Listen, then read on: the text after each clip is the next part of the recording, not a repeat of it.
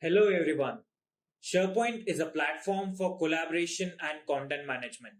It is a centralized web-based portal. You can use SharePoint to manage your colleagues and your own documents, social activities, data, and information. With this session, you are going to learn all about it. But before we begin, make sure you hit that subscribe button to come across more such technical videos from Intellipaat. First of all, we shall look into the agenda for this session. We'll begin this session with introduction to Node.js and SharePoint framework. After that, we'll look into LTS versus current Node versions. Next, we'll understand the basics of NPM, improved development workflow, Node Lab, usage of Gulp and Yeoman. And finally, we'll have a look at hands-on demo. So SPFX toolchain, although the training is for SPFX, the toolchain is SPFX development is based upon the open source toolchaining like VS Code, JavaScript. We don't need any kind of license for development on SPFX, but it depends upon number of other dependent technology. For example, Node.js, Gulp, Yeoman, if you have heard of these terms. So these are the independent technologies that is used in SPFX, but that is not meant only for SPFX, right? They are the support open source technologies, can be used with even other React development, Angular development, or any other kind of development as well. So the agenda is we will try to understand Node.js is the very first important one, and then we do have Yeoman and Gulp as well, Webpack. So those are the things. So my plan is to go for these basics first so that you doesn't mix those with the SPFX, right? So today, majorly we will focusing on the supporting technologies, Node.js, for example. We do have audience who doesn't know even what is Node.js or what they don't have even much expertise with JavaScript. So yes, so JavaScript was initially developed to be executed by browsers only, right? So it cannot be before Node.js was there in picture around 12 years back. So the only option to execute Node JavaScript was browsers only. There was no other way, no compilation method, no runtime environment except browsers was there for execution of JavaScript. So Node.js, first of all, believe it or not, Node.js is 12 years old. In comparison, JavaScript is 26 years old and the internet is 32 years old. So these are the rough estimates. With Node.js, how browsers executes JavaScript. So browsers are having a JavaScript runtime environment, and different browsers are having different runtime environment wrapped inside their code. Okay, for example, Google's Chrome V8. Google Chrome is having a V8 JavaScript engine that is responsible for executing JavaScript in Google Chrome browser. Similarly, in Edge, there is the Spider Monkey, and in also in the Apple's Mac, they are having one JavaScript engine responsible for JavaScript execution. So actually, it is the JavaScript engine which was initially available only with browsers. Every browser has its own JavaScript engine. Google's Chrome is having V8. The name of the engine, Google Chrome JavaScript engine, is V8, right? So that is the engine that makes the JavaScript, that provides the JavaScript runtime environment in Google's Chrome browser, right?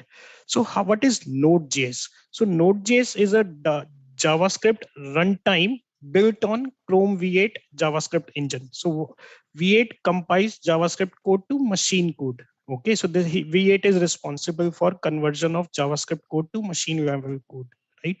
So how it happens is, so one scientist, his name was Rayan Dhal.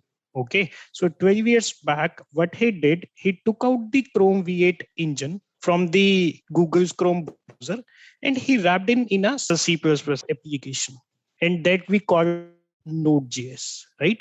So what he took out the JavaScript engine from the Google's Chrome browser and he wrapped the same engine inside the C++ application, and that application we call it as Node.js, right? So now this particular this particular C++ application, if you will install it on any machine, and if you are having that run, and that particular application has, since it is already having the V8 Chrome engine, Using that particular application, the name is Node.js. You can execute any JavaScript code even outside browser, right? So this is how JavaScript gets executed, although it is the same engine that is there in browser. The same engine has been wrapped by a scientist Randall 12 years back in a C++ application, and that application is called as Node.js. If you install the Node.js on your machine, you have the Google V8 engine that is responsible for execution of JavaScript, right? So server side execution, that we call it server, JavaScript on the server, right? It uses a common JS module system. I will explain in the further course of action, like what are JavaScript modules and how it is different from the global modules, right? So for now, you can think of you can just make a note that common JS module system is the system that is used by the Node.js for managing their modules. We will discuss more in details with the given topics. Okay, so this is how any machine outside browser can execute JavaScript. Node.js is responsible for it. This is having a V8 Chrome engine wrapped inside it. So it is the same engine that powers Google Chrome browser. And it is a cross platform. It works on Windows machine, it will work on Mac, it will work on Linux. So Node.js is a cross platform application, and it has been built in C sharp, the C++ application, right? So the very important thing about Node.js is it is single threaded. So what is single threaded means? So it means only one thread is responsible for executing Node.js. We cannot have multi-threading, or there is no concept of multi-threading when working with Node.js. Okay, so what it means, let's say we see if you are writing a web application. Okay, so there might be hundreds of thousands of users who are requesting your who are serving who is requesting your web application at the same time, right? So it is not the case that multiple threads are responsible for your for executing the request of 1000 users. It is only one thread that will execute one request, one user request first. Once it is ideal, it will serve the second user, and then it will serve the third user. So it is only one thread, only one process of Node.js will run at a time. Only one process will be listening to users request, whether it is one concurrent user or it is hundred of thousands of users. It will listen one by one, and it is not the case that single thread is responsible for every user. So there is no concept of multi-threading like C sharp or Java or any other multi-threaded language. So Node.js is single threaded. I will give you an example on this. Maybe let's say, think of it like this. We have a restaurant. Okay, now there are number of tables in the restaurant, and there are number of customers sitting on each table, right? So let's say there is only one waiter who are responsible for serving. Let's say we are having 5 tables available in the restaurant, right? And there is only one waiter who is responsible for serving these 5 tables. Okay, so how it will manage, how the Node.js manage the performance, and how it is managed behind the scenes, right? So how it works is, let's say we have table 1, table 2, table 3, and up to table 5, right? So let's say table, and we have a kitchen also that basically prepares and serves the food to all the customers on the table, right? And we have a one waiter responsible for taking these 5 tables, right? So what will happen, let's say table 1 ordered something. The waiter will take the order, and it will go to the kitchen, and he will inform the chef that this is the order of the table 1. The chef, that once you are done with the preparation of food, let me know. I will come back to you and will serve the food to table 1. Meanwhile, I'm going to table number 2. Okay, so he will go to table number 2. He will take the order. Again, he will go to the chef that this is the order of table number 2. Please make a note and let me know once you are done with the preparation of table number food for table number 2. I will come back and will take the food and will deliver to table number 2, right? So this is how Node.js manages. So if anything has to be done by Node.js, that would be single threaded. But if let's say chef can prepare the food of multiple users in one go, or whether he prepares the food 2 items in one go or not, that is the chef responsibility. But waiter is the Node.js process, right? So Node.js runs on and operating all operating system, whether it is Mac, whether it is Windows, they are multi-threaded, right? So let's say you requested an input from the user, right? Or there is an input output operation, or there is a read operation from the disk. That is not the job of the node. Job of the node is to inform the user to take the input, or to let's say user is saying that get the data from this particular disk. So node's job is to inform the operating system that get the data, read the data from this disk, with how operating system is working, whether OS is using multi-threading for that. That is not the job of node.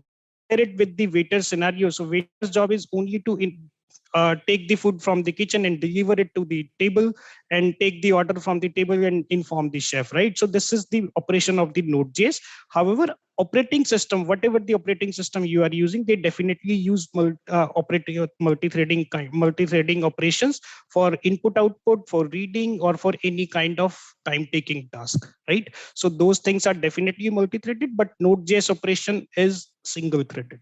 So implication is, if you see there are number of types of applications, right? There are applications which are more on input output, which has more input output operations, and there might be some applications which needs a lot of processing, let's say image processing, or heavy or virtual image processing, right? Machine learning, intelligence kinds of thing, right? Which needs a lot of processing. So if your application is such that it needs a lot of processing, then Node.js is not meant for that. However, if you need to write any web applications, what is the actual requirement? Let's say we need a web application. User will come to our application, they will have a look, and they will request they will click on some button. In the backend, there will be an API call. So the API call is a different thing. So the implication is Node.js is meant for those applications which are not heavy CPU intensive tasks, which are not meant, which are where there are no CPU intensive tasks, where there are more input output kind of operations, or there are more third party calls. So but those things will work perfectly fine. But if your application demands a lot of processing, so in that case, being SharePoint, this developers, there is no direct use case.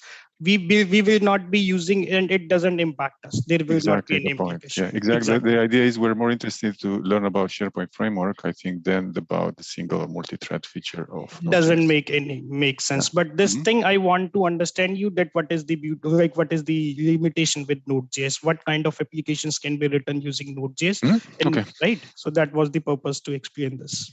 All right. So next, this is like what you should already know, a bit of JavaScript and HTML, CSS, and then we are good with that. Node, how can we install Node, or what are the possible operations with the Node, right? So check Node version. I'm sharing my PowerShell window. I do have PowerShell installed on my machine. Okay, so let's come back to the PowerShell window once. So one is the check Node version one installed, once installed. So another one is, how can we get the Node.js application, or the application that we just discussed? How can we get the C++ Node.js application? So Node.js, if you type in the Google or anywhere Node.js, so the very first link that will come as the Node.js. Okay, so now talking about the Node.js, you can download the any version of the latest version is 16.13.0. This is the LTS, means long time stable version. I will explain more in the next slide what is the difference between the LTS and the current version.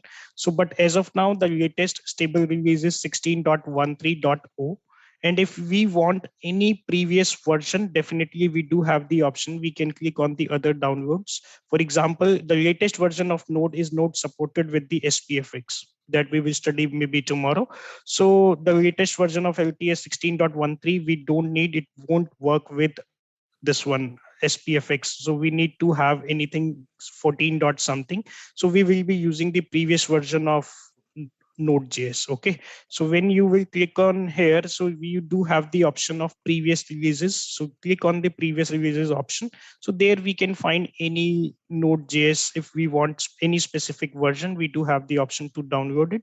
And there are different for 64-bit, 32-bit, whatever the machine you are having the configuration, you can download the respective version for it. For SPFX, we will use, when I will explain what is SPFX is and what are the requirements, I will explain what is the node version required for this. So once you have finalized that this is the version you want, you can download the same. You can click on the downloads, and when you will click on the download option of any of the node version, you will have different Node.js files. For example, in my case, it make more sense to go for this one, Node.js 64-bit MS5.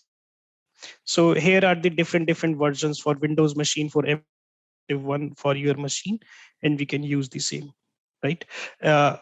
Coming back, here are the versions. So we will be using 14.13 onwards, maybe not here, this one. If we are asking maybe in anything 14.15.3 onwards, this is the my Node.js screen. So since I have already downloaded a Node.js and installed it on my machine, I can use the command node node. Node commands are in case sensitive. You can use capital or small, it will work easily, right? Node dash v, node dash v, this will give you the node version. In my machine, it is 14.16.1. So Alex, to answer your question, this is my machine has been configured for SPFX, latest SPFX generator, and I'm using 14.16.1. So maybe all we can use, it will work equally well for all of us. In case we will face any issues, the same issue will be there for all of us. We can make a note of it. 14.16.1, this is the version. And how can we download that? It's like 14.6, this here we are having. And come back, maybe here 14, this is the version 14.16.1. Depending upon you, we can click on the downloads option. And my machine is 64-bit and my machine is Microsoft Windows based, so I have used the Microsoft package, MSI package. For now, you can make a note of it that this is the version that all of us will use during the entire training program. Okay, so this Node.js is the site. Again, the site is very good. They have the documentation. If you want to read more in the detail, then definitely you can go what are the ES6 features and entire documentation they are having here. Okay. All right. So again, this is node dash v or dash dash version. So most of the node commands is having a shortcut, and it is having a abbreviated form as well. So either you can use node dash v or you can use node dash dash version. So both will work equally well. There won't be any issue. So earlier I used node dash v. Now I can say node dash dash version. So you see, it gives me the same output. So another one thing to make a note is if you are using the abbreviated, the long form, dash dash is the option. If you are using a shortcut V, then only single dash you need. Another one, node, you can type node command name in capital, it will work. But the switch, these are called switches actually. If the switch is case sensitive, you cannot say dash dash version, right? It will give you an error. However, the command, even you can say in complete capital, command name is not case sensitive, but the switch you are passing is definitely case sensitive. So you can make a note of it that node commands are case insensitive, while the switches we are passing, they are case sensitive. Interactive mode node. So next one is the interactive mode. So basically, let me interact. What is the interactive mode? Just type node and hit enter. So now you are in the interactive mode of node. Any valid JavaScript code you can type here and hit enter, and node will execute it for you. So let's say 2 plus 2. This is a valid JavaScript code and I hit enter, this gives me 4. So this is the interactive mode of Node. So this is, you can see I'm able to execute JavaScript code 2 plus 2. This is the JavaScript code, and I am able to execute JavaScript code outside browser. So actually, this is how Node.js is executing JavaScript code. And the same will happen on when you will write a server-side application as well. Similarly, you will not use the interactive mode in that case, you will use the scripts in that case. But this is how Node.js, now you are in interactive mode of Node.js, and any valid JavaScript can be executed using in an interactive mode. Right. So this is just an example how we just installed the C++ Node.js application, and that can execute JavaScript for us. And we are outside browser. There is no role of browser here. Perfect. So this is about interactive mode. Any valid JavaScript can be executed by Node.js. Apart from the limitations, we see that there are some beauty with Node.js and some limitations as well. You cannot change the DOM. You cannot handle it, directly access the page object. So those are the beauties. Those are the things that you cannot do. But there are some additions as well. We can access to file system, right? So these are the things that we can do. So again, first Node project. So as of now, we executed JavaScript code in Node runtime environment in the interactive mode. Now I will showcase you, let's say you are having already a very long JavaScript file, maybe whatever the name is, jQuery or any JavaScript file, custom JavaScript file that you have written, and you want to execute it outside outside browser, that is by Node.js. How can we execute the same? So that will be the next will be a very simple demo of executing a existing JavaScript file, or if you have some custom file, then we can use that as well. So for this activity, I'm opening my VS Code, and there we will write a very simple JavaScript application. So this is the folder, a dummy folder. This is just the folder that I have just created, and I can show you as well this way.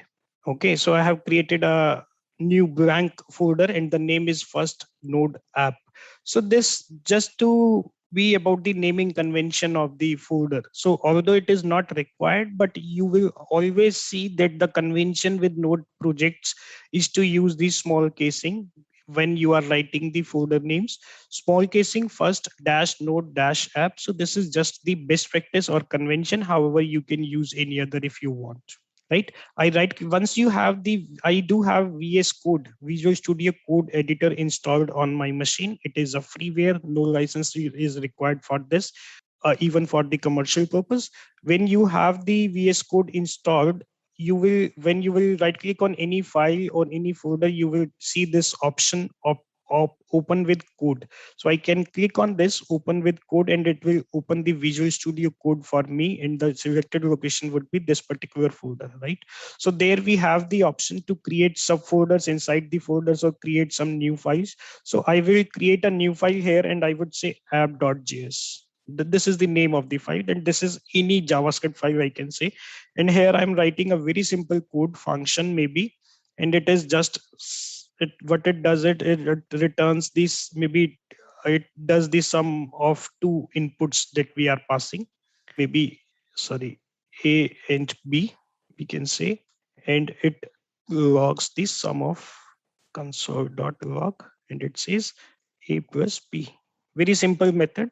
Then I'm calling this function sum A and B, right? So this is a JavaScript, vanilla JavaScript. There is no modern JavaScript in this. There is no TypeScript, only plain JavaScript, vanilla JavaScript. It is a simple method named sum, and it is expecting two inputs, and the function will return this, will log the sum of two variables. Now sum of A and B, we call the function, and there we can pass maybe 2 and 4, right? So this is the sum. It should return, it should log A plus B 6. So how can we execute this same file? Let's say this is the very simple JavaScript file. In your case, you might have some script editor or content editor file, maybe, and you might, if you want, you can give it a try. You can execute the same files using Node.js. So how can we execute this? So there are a number of ways. See, VS Code is having the inbuilt integrated code terminal power command prompt, or you can say the command terminal enabled command shift backtick. Command shift backtick is the option if you want to create, if you want to open the integrated terminal of VS Code. And the beauty is it will directly open your location where you are in. I am in currently this folder, so my default location, it is pointing to the where the folder I am currently sitting in, right? The other option is definitely I can change the location here, and this interactive mode can be finished by pressing Ctrl C the 2 times. You can press Ctrl C 2 times and you can come out of the interactive mode. So now if I have to execute the app.js, the JavaScript files that I already have, I want to execute it, I have to navigate to that particular folder, and that I can do with CD. Maybe what is the exact location I'm having? This one. I can type this one. So now I'm in my SPFX folder, and again I can say node. Node is the again the command to execute the JavaScript. This time I will say app.js. First node app. Sorry, I'm inside here. Now I can say node app.js. So this is the file I want to execute. I can hit enter. So you can see it logs 6 for me. Sum of 2 plus 4, that is 6, right? So basically what it does, it basically executed the JavaScript file that we are having. In our case, it's a very simple file. In actual case, it might be a thousands of lines of code. But the idea is using the node command, you can execute any JavaScript file. Prior to this, we saw the interactive mode where you can directly write your inline JavaScript.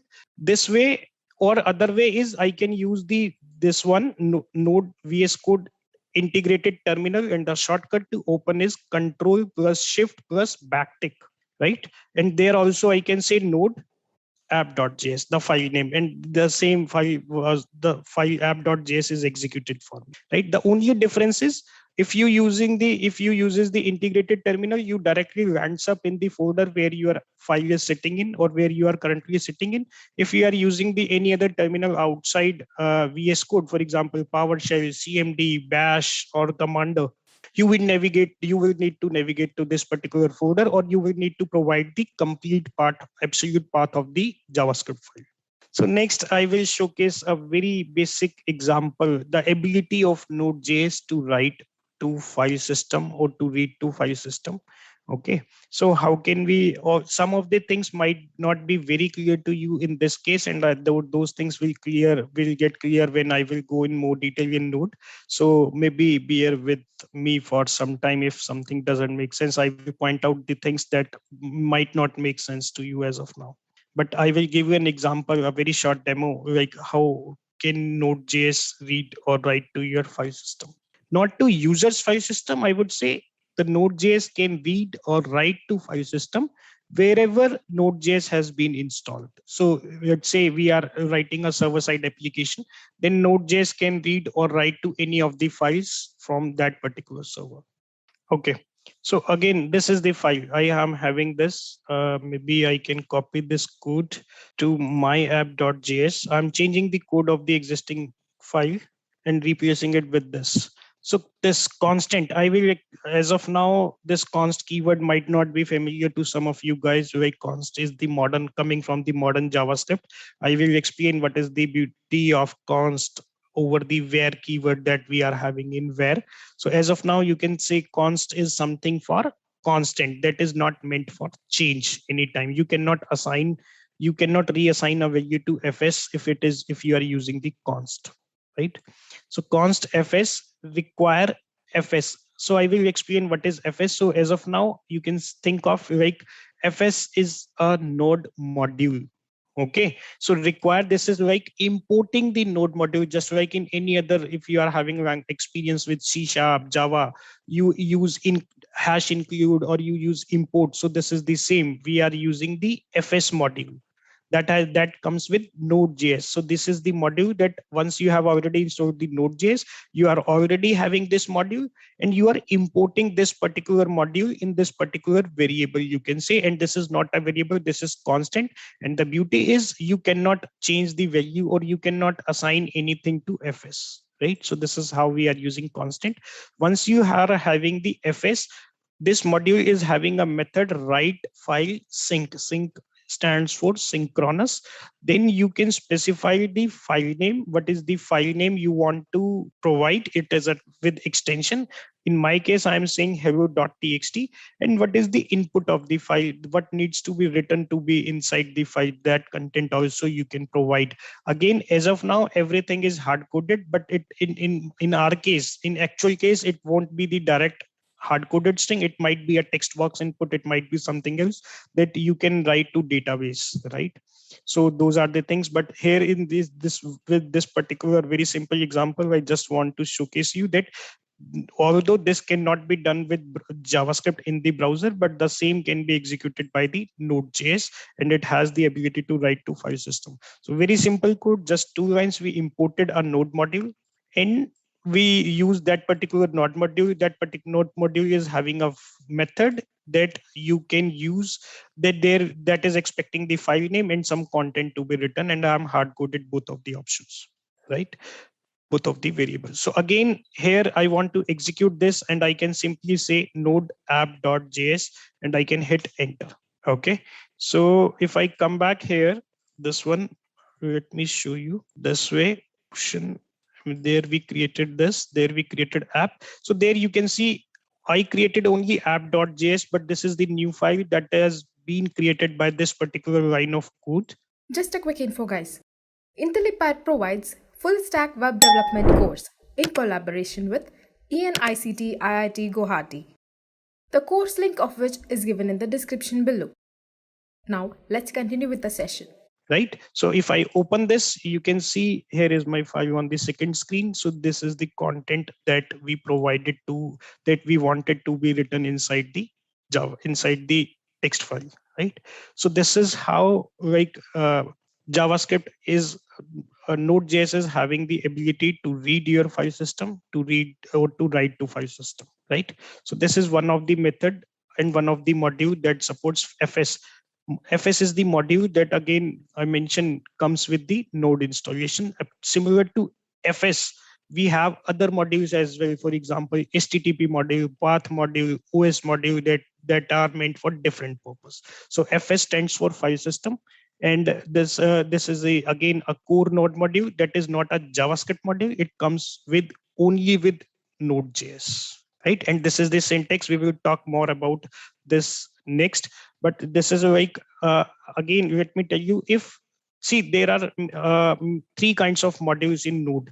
One are the global module. For example, require, where, const, right? Require is the keyword. For example, this one, require. This is a global module, or you can say this is the global variable or global keyword that is available in JavaScript without importing anything. Similarly is the where keyword or const, right? You, whenever you are using this particular keywords in your code, you don't need to import anything, and we call these as global keywords or global modules, right? Now something specific to Node, for example, fs is the module that comes with Node module. So I should say it is a core node module. This comes only with Node, right? So this is a core node module. Similarly, we have another one, path. Again, this is the core node module, right? Similarly, we have other one. For example, I will write here HTTP. Whenever you have to make any HTTP call or any HTTP interaction, you will use the HTTP and HTTPS, right? These are the again core node modules. They are not available by default. They are not available globally, but they come, if you want to use that, you have to these are the core node modules, and you will have to import it before using it. So next is the third party modules. Let's say node modules is having some of the core node modules, but let's say if you want to use any other module that doesn't comes, that is neither a global one and it doesn't comes with the node module as with the node installation, we call it as third party module that is outside global, that is outside core node modules, we call it as global modules, right? So what it is, what are they? Any third party module. For example, let's say you are using jQuery, you are using, or any you are using jQuery, Lodash, Movement, or any UI framework third party node module. So those we call it, as global modules, right? Sorry, this one, third party modules, right? So whenever you are using any global one, you don't need to import anything. Whenever you are using any core node module that comes with the node, the syntax is this one: require fs, right? Require fs, where in bracket is the name of the node module, core node module that you want to use. And there you don't need to provide any relative path or absolute path. You just need to provide the core node module name. And require is the keyword just like include or import in .NET or in Visual Basic or Java you must have used, right? So require is the keyword, and this is a global keyword that is available without importing anything, just like variable or const, right? Similarly, these are the examples of other core node modules. Next, we have the third party modules. I gave you an example, for example, jQuery, right? jQuery and these. So if you are using any third party module, prior to using that, first you have to install it, because it doesn't comes with Node.js by default. You don't have on as part of your code, and you don't have available on your machine. So if you are going for any third party module, you have to install it first, then you have to import it. And import it is, again, we will use the require keyword for import, right? So whenever we will use any third party module, first we will install it, and then we will import it wherever we want to use the module, right? Apart from this, you can say another one is the custom module. What custom module is, you write some JavaScript file and you want to use that JavaScript code in other the JavaScript file. So that is, maybe I can give you an example. Maybe I can create another file, let's say second file.js. Okay. So if I write something here, I will export it here from this file and I will import it in the app.js. So this is again a custom module. Again, this will, before you can use it one module, you can use it in another one. You have to import it, right? So those are the custom modules. So now basically we are having four kinds of module: global, core node modules, third party modules, and the custom modules. And the syntax and how can we use each and every one, we will definitely see in the further course of action. But these are the four node modules. So as of now, we have used the global ones, and the one that is there, that is global one. Oh, sorry, this one, core node module fs, right? And the syntax is, you use require keyword, you provide the module name, and you capture it in a variable, in a variable, right? In a container. And this particular name fs, this can be anything, it doesn't have to be fs only, but this is the convention. We use the same variable name as the name of the module, right? So I can use fs in anything, I can use here as the variable name, but the best practice and the recommendation is to use the same name for importing modules, whatever the module name is. So this is like, we just saw an example, like how can the Node.js, similar to write file sync, we do have the operation read file sync, synchronous and asynchronous as well. We generally don't use the synchronous things.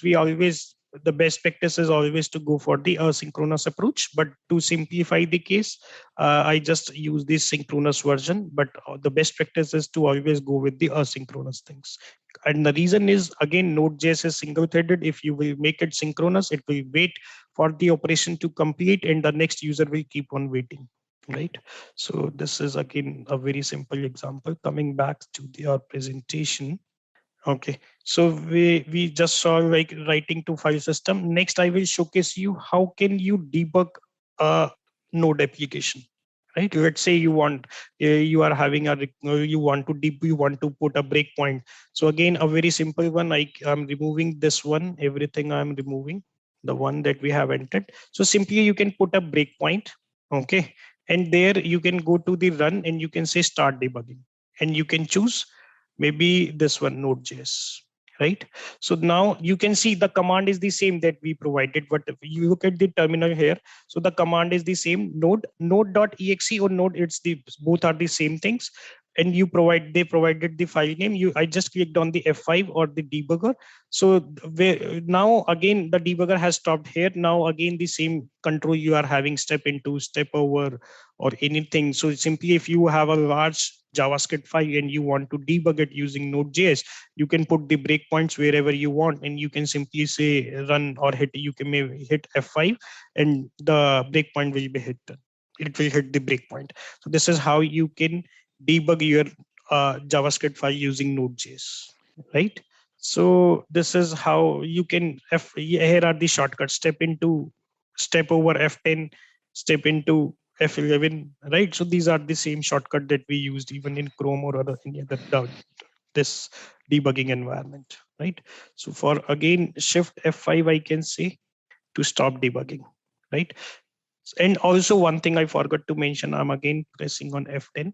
So in the left side, you can see it shows me variables and watch. If you want to add any watch, you can definitely add.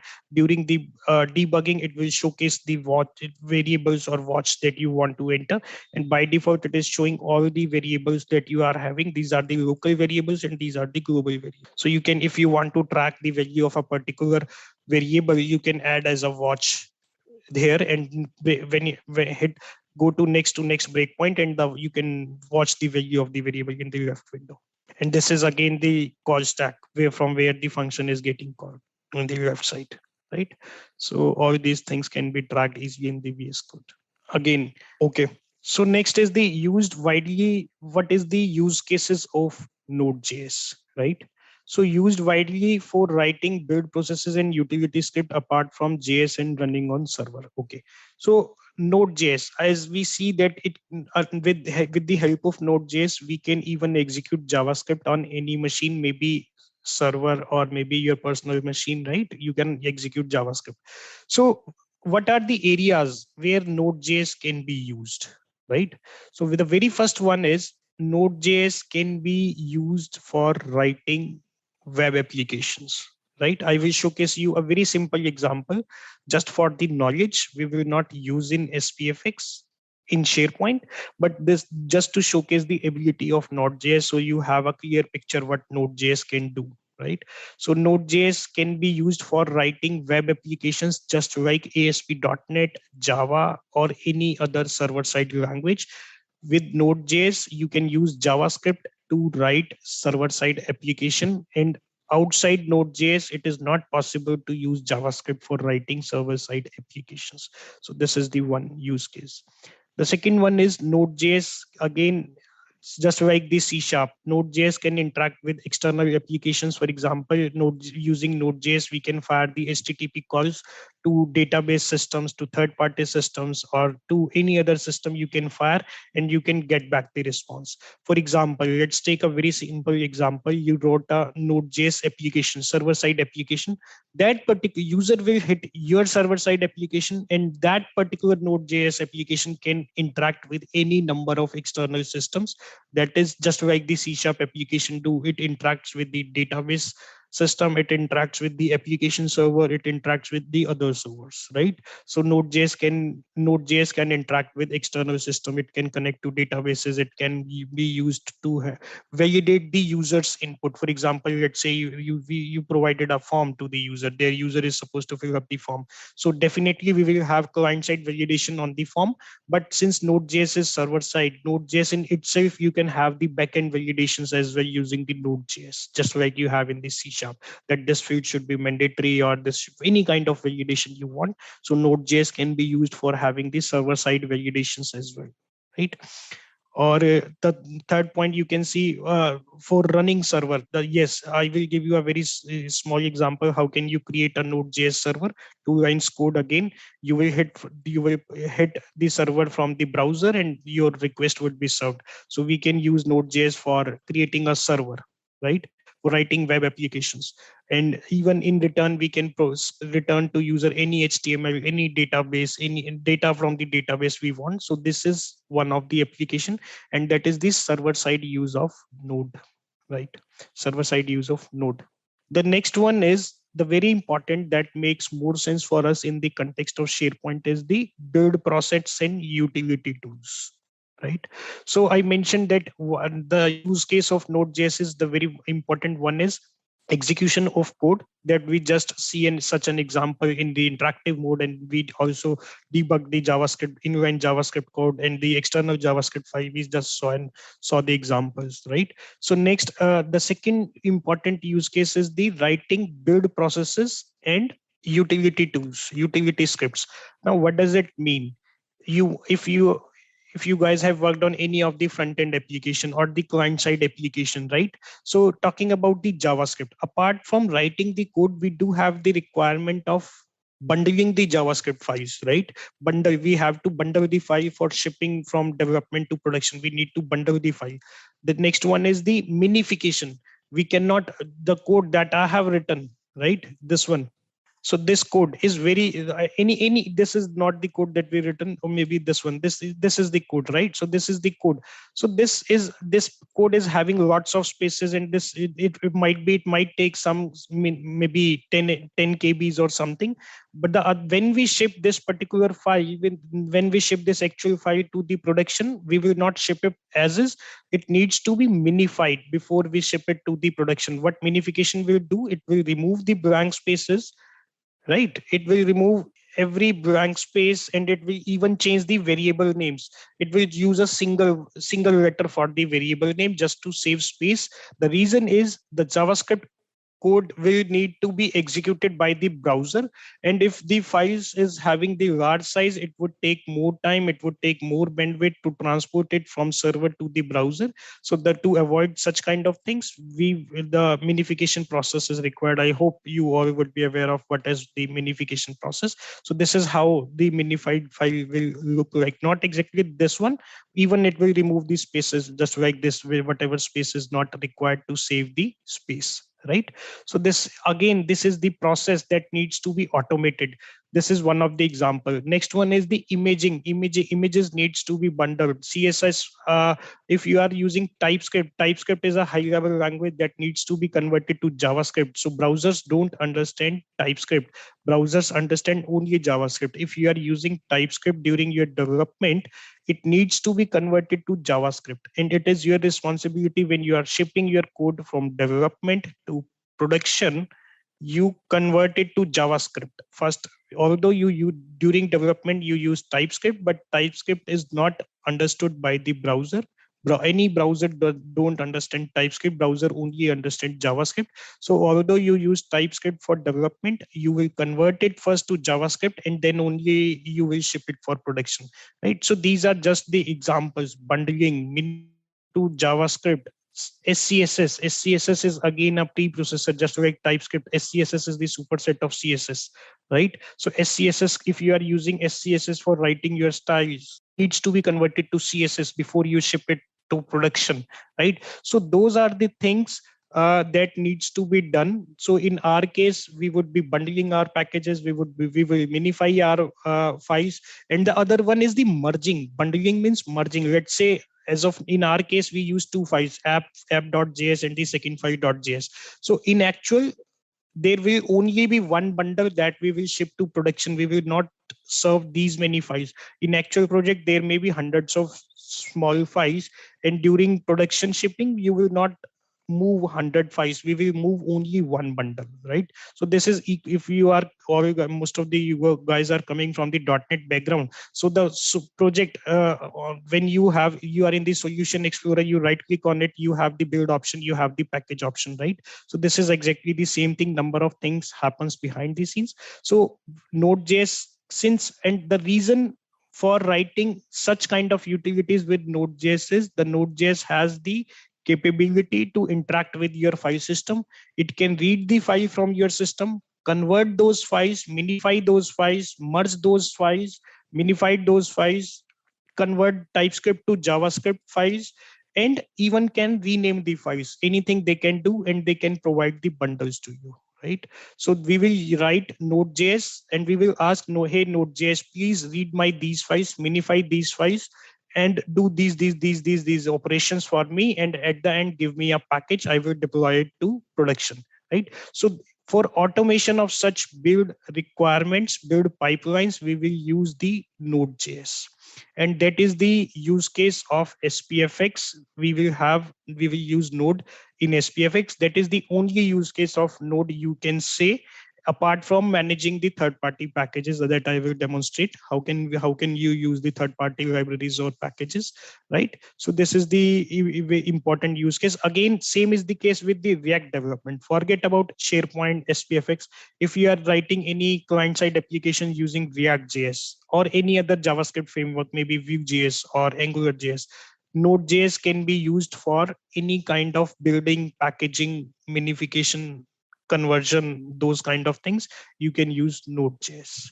So this is our use case for SPFX, React.js applications, or any other client-side applications.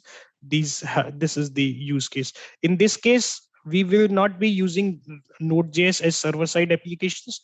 During our only on our my development machine, I will use Node utilities. I will say Node, please bundle, please minify, please do this, please do this, and those are the operations that we will use for in SPFX in client-side applications. So next one is, what are alternatives of Node.js? So definitely alternatives, .NET, Java, Ruby on Rails, Python, anything that can be used for server-side development. Those are the competitors, or those are the alternatives of using Node.js, right?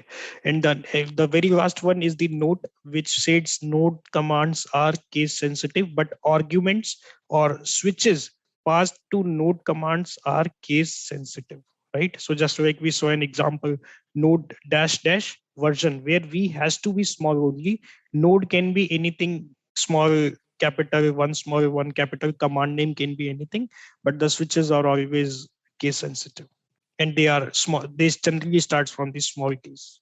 Okay, so this is again Node.js, about the Node.js LTS versus current. Okay, so coming back to the browser, here we are. If I come back to the home page, so you see there is an LTS version and there is a current version, right? So this is the Node.js, how the Node.js community is managing this. Again, Node.js is a freeware. This is an open source community that is providing Node.js. If you want, you too can contribute to Node.js program, and you even if we can support financially to this Node.js community if we want, right?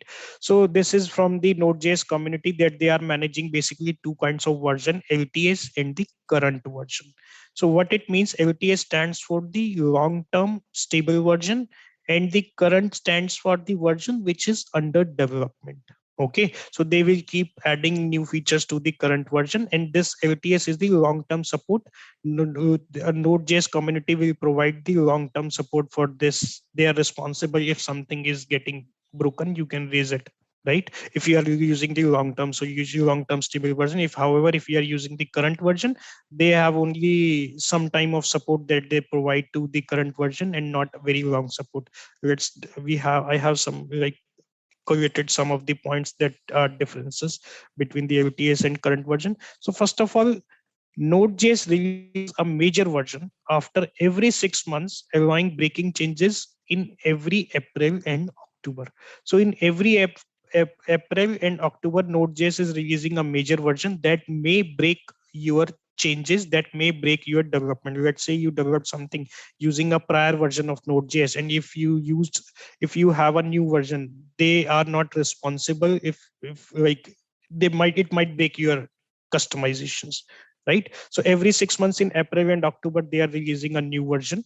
So what is LTS? Releases that receive long-term support with the focus on stability and security, and current is under active development. So LTS, when the Node community release LTS, released in April, every April they are releasing a new major version that they convert to LTS in October every year. So they will release it in April to October, it will be current version, but in every October they will convert it to LTS, right? So, and this version whatever they will release in October, they call it as current version. Next is the every even number, you will always see the LTS version, every even number version will be converted to LTS. So there will not be any odd number version that will be an LTS. Every odd number major version will become a LTS release. Sorry, this should be CTS, current release. Talking about the support period, this any LTS version receives 18 months of active support and a further 12 months of maintenance. What it means, 18 months of active LTS support if they keeps on adding the new version, but it will not break your changes, and a further 12 months of maintenance in case you are having any issues. The Node.js is not working as expected. Next 12 months, you can raise concerns to the Node community, and they will fix the issue for this. After 18 plus 12, 30, 30. After 30 months, they will not manage this version. If you find any bug in the any of the LTS version, they are not responsible for it, and they will not fix for that as well. And the current version is having a support life of 8 months. So the current version is supported for the 8 months only. After that, either it will be converted to LTS or it would be discarded.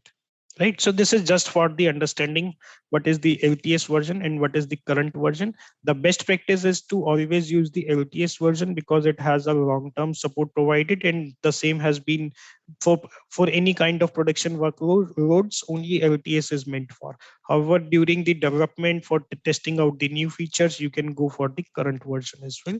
With SPFX supports only the LTS versions. I will cover in during SPFX requirements as well. But the SPFX will use the LTS versions only. So in our case, we will use 14.16.1 LTS version, and LTS version will always be even number, and current versions will be the odd numbers. Okay. So this is basically understanding basics how web works. Do you already know that this is how the basically the web works? This is for the node. This make more sense with the when we are writing node based web applications. The second point is core node modules versus third party modules. I already explained that core node modules are the ones that ships with the installation of node, and third party modules are the ones that you will install depending upon your requirement. You will install it, then you will import it wherever you will use it. Okay. So next case, I will give you a very basic example of creating first node server that you can see how so that you can see how you can use Node.js for running a server. We will, this is just again the 2 lines of code.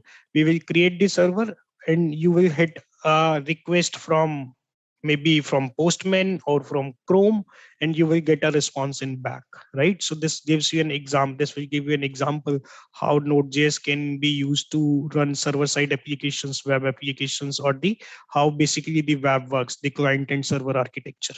Okay, so let's come back to the VS Code. Okay, again, I have a demo prepared for it. Let me find out for you. Okay, you guys see my browser, this VS Code window now? Perfect. So this is a very basic steps to create. I will explain the code line by line, but this is the very 2 lines or maybe 3 or 4 lines of code that I would say you can see how easily you can use Node to create a running server, right?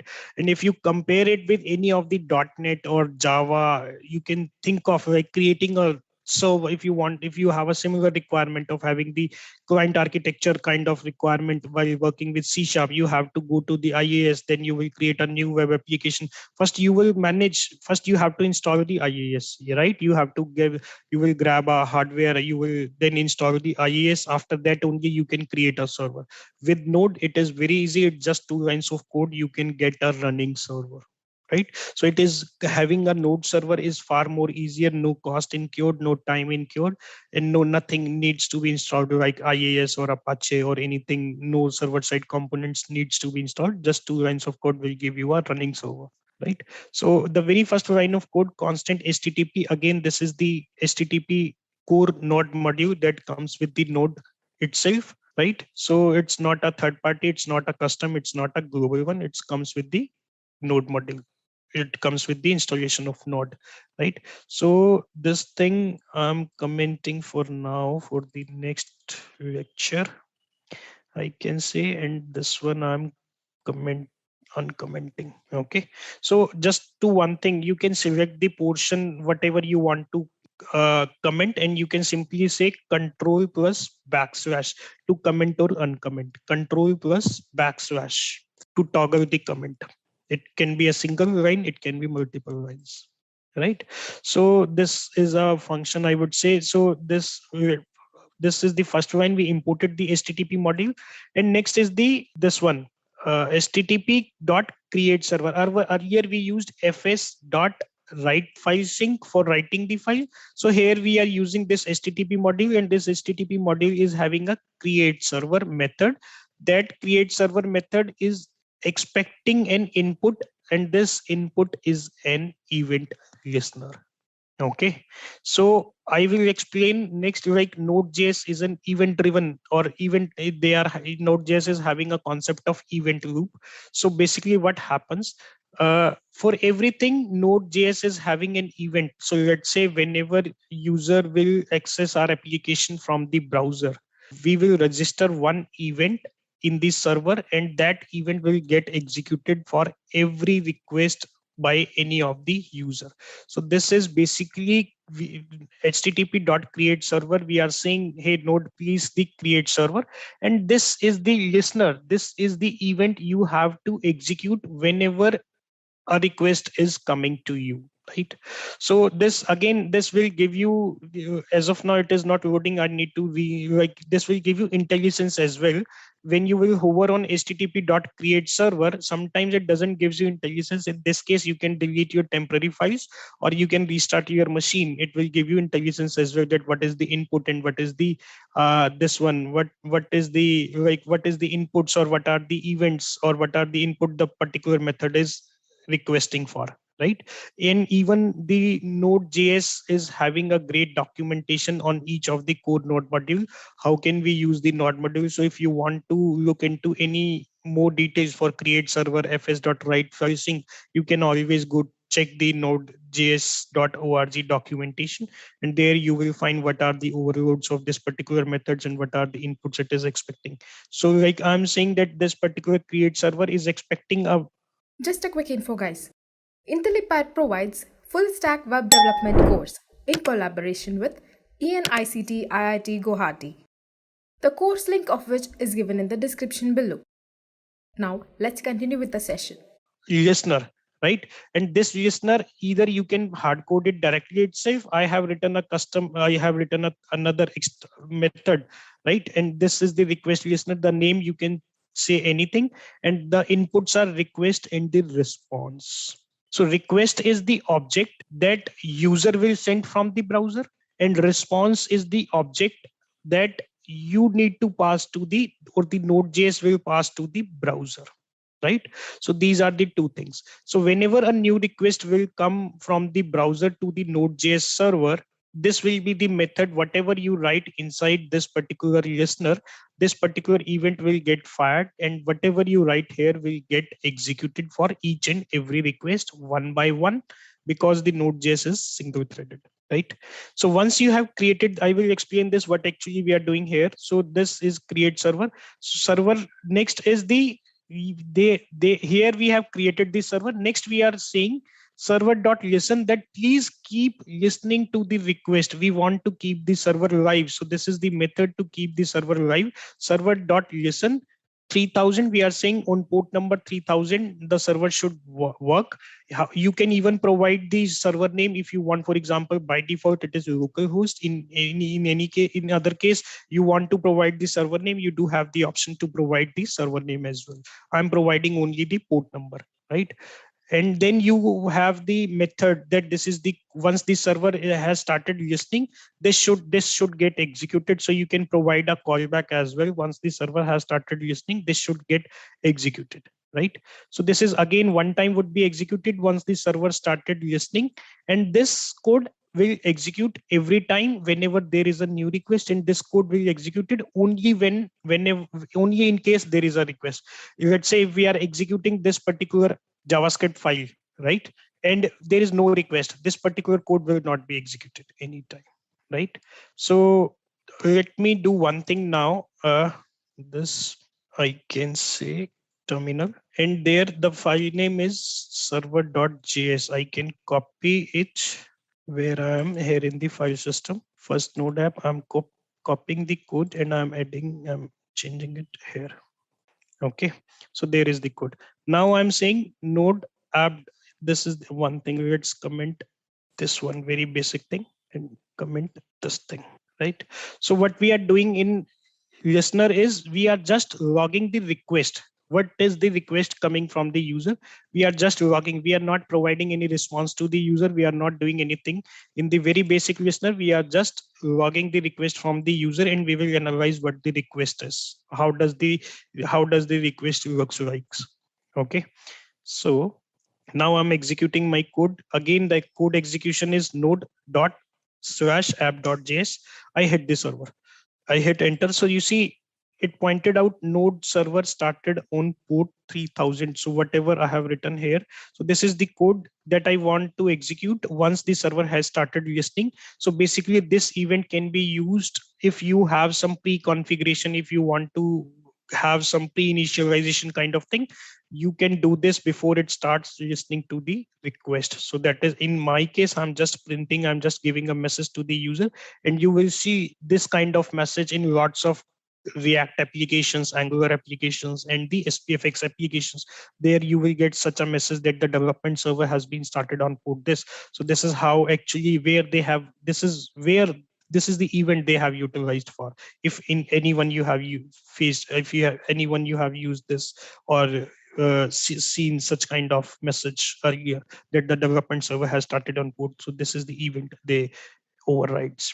Okay, so this is this. Now you look on one thing earlier when we fire this app.node app.js. So we or the server was terminated, the process was terminated only after exactly after the call, but this time we doesn't see it's still listening. The reason is because the server is still listening.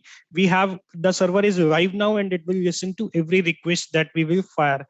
So next, let's me come to the my browser and I'm seeing localhost and my server is running on 3000.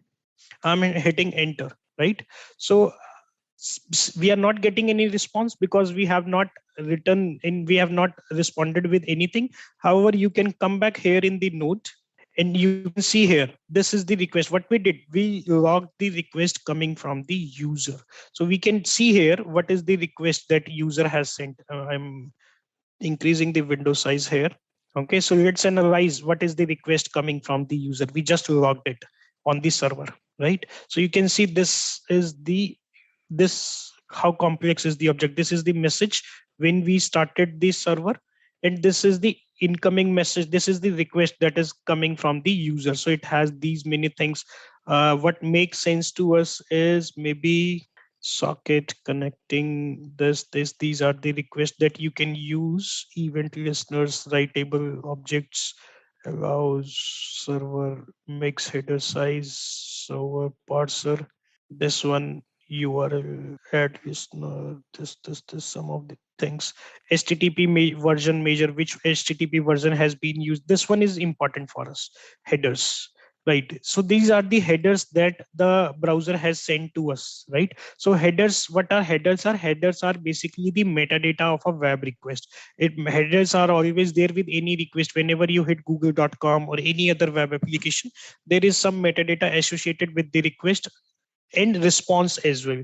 So browser sends metadata to the server and server also sends metadata to the browser. So headers are the metadata that are passed with during the response and the request processing, client and server architecture. So what does this header says? So the host name, this is the host name the application is running on, right? Connection is keep alive, right? So except what the client can accept. So these are the things that client can, these are the things the client can accept. Client browser can accept HTML, application HTML, right? So these are the formats, image, PNG. So these are the artifacts the browser can expect in response. So by you can say by this particular metadata header, browser is saying that I will expect only these things in response. You can delimit it further if you want to. You can delimit it further that I want only images to be in response. So you can delimit this by out of the box. By default, these are the types of artifacts that browsers can accept, right? Apart from this, row headers are there, and the important one, this one again, URL. So you see on the server, you are getting which URL user has hit. So I just hit localhost colon 3000. So by default, it's slash. If you hit localhost colon 3000 slash get message, submit request, submit message, whatever you are saying, submit entry or save data. So in that case, using this particular variable, you can analyze which the server can get to know which URL has been hit by the client, right? So you can use these details from the request. Server can use these details from the request, that what are the what which URL has been used, what is accepted by the client, and what all headers, what is the URL, right? So those are the things that can be extracted from the request. Again, the next one, very important one, is the method get. So by this, the server can know that this is a get request. This is not a post or merge or delete request. This is a get request. So using this, server can get to know like the client has executed a get request, right? So coming back to next, this one, let's comment it for a while, and I'm commenting the next line, uncommenting the next line. So this time I'm only, since we have already analyzed that these are the properties of the request object, now I'm printing request.method, request.headers, and request.url. However, there are other things as well, events, custom events, maximum listener. If makes sense for your application, definitely you can use all for you, definitely you can extract those as well, right? So I'm customizing it. I'm say like I commented this one, and I'm again control shift backtick, control shift backtick, and I'm again executing. I think there is a mistake with it. Okay, control shift backtick. Okay, here itself. So the server is still listening. See, one another thing. Let's stop the server. If you want to stop the server, you can again press Control C to stop the server, to stop the process, node process. It will stop the node process, and the server will not listen to our request. You can see that we got a message: the site is not reachable because we have stopped the server. Right. So next, I'm again starting the server to give you another example. So this time, since we already, the request was already in process, so it printed this one. So what we printed this time, request.method. So you can see request.method, it printed get. So this get is the method that browser has used. Request.headers, these are the headers that browser has sent in the request, and then they have the URL as well, which URL browser has hit, right? So it says slash, right? Now the server is still listening. Let's say I'm changing the URL and I'm saying save data. This is a URL endpoint that you have implemented in the Node.js, let's say, and I'm hitting enter, right? So you can say again, my request has been executed, and again it printed the same thing. Method is get, and there you can see use the URL this time that has been hit is dash save data. It's not slash this time. So using these values, the server can get to know, the server can identify the URL, right? So routing basically which URL has been done written. Let's say you have a requirement where on the slash you want to display a home page. On the slash save data, you need to display a form where user is supposed to submit some data. So you can use this property request.url. If request.url is backslash, then do this. If request.url is slash save data, then do this, right? So this way you can manage the routing. So this is the basic routing how we can do we can use in Node.js, but there are more common examples, better way or third-party libraries to make your life easier for that, right? So this is the use case of creating a server, how Node.js can be used for writing server-side applications, how you can request, how you like we created a server and the browser or any user can use our application. As of now, it is under the development. Once you want to ship it to production, you can definitely have an IP configured, and you any user can access your application. Any doubt or any concern so far? Just to recap very quickly. So let's say there is a server and there is a client. Client is browser and server is responsible for executing the node application. browser will hit a request that will go to the server. Now browser has to identify that which URL has been hit by the browser. So it's slash save data, or it's slash home, or it's slash something else, contact us, right? So how does the server determines? So basically, whenever there is a request from the client to the server, whether it's .NET, it's Java, it's Node, or anything, there is something metadata associated with the request, and we call it as headers. Right. And there are, apart from headers, there are other things as well, and that we showed that this is the request object that basically server Node.js is getting from the browser. So it is having different properties. One is method, whether the browser use get method, post method, or anything else.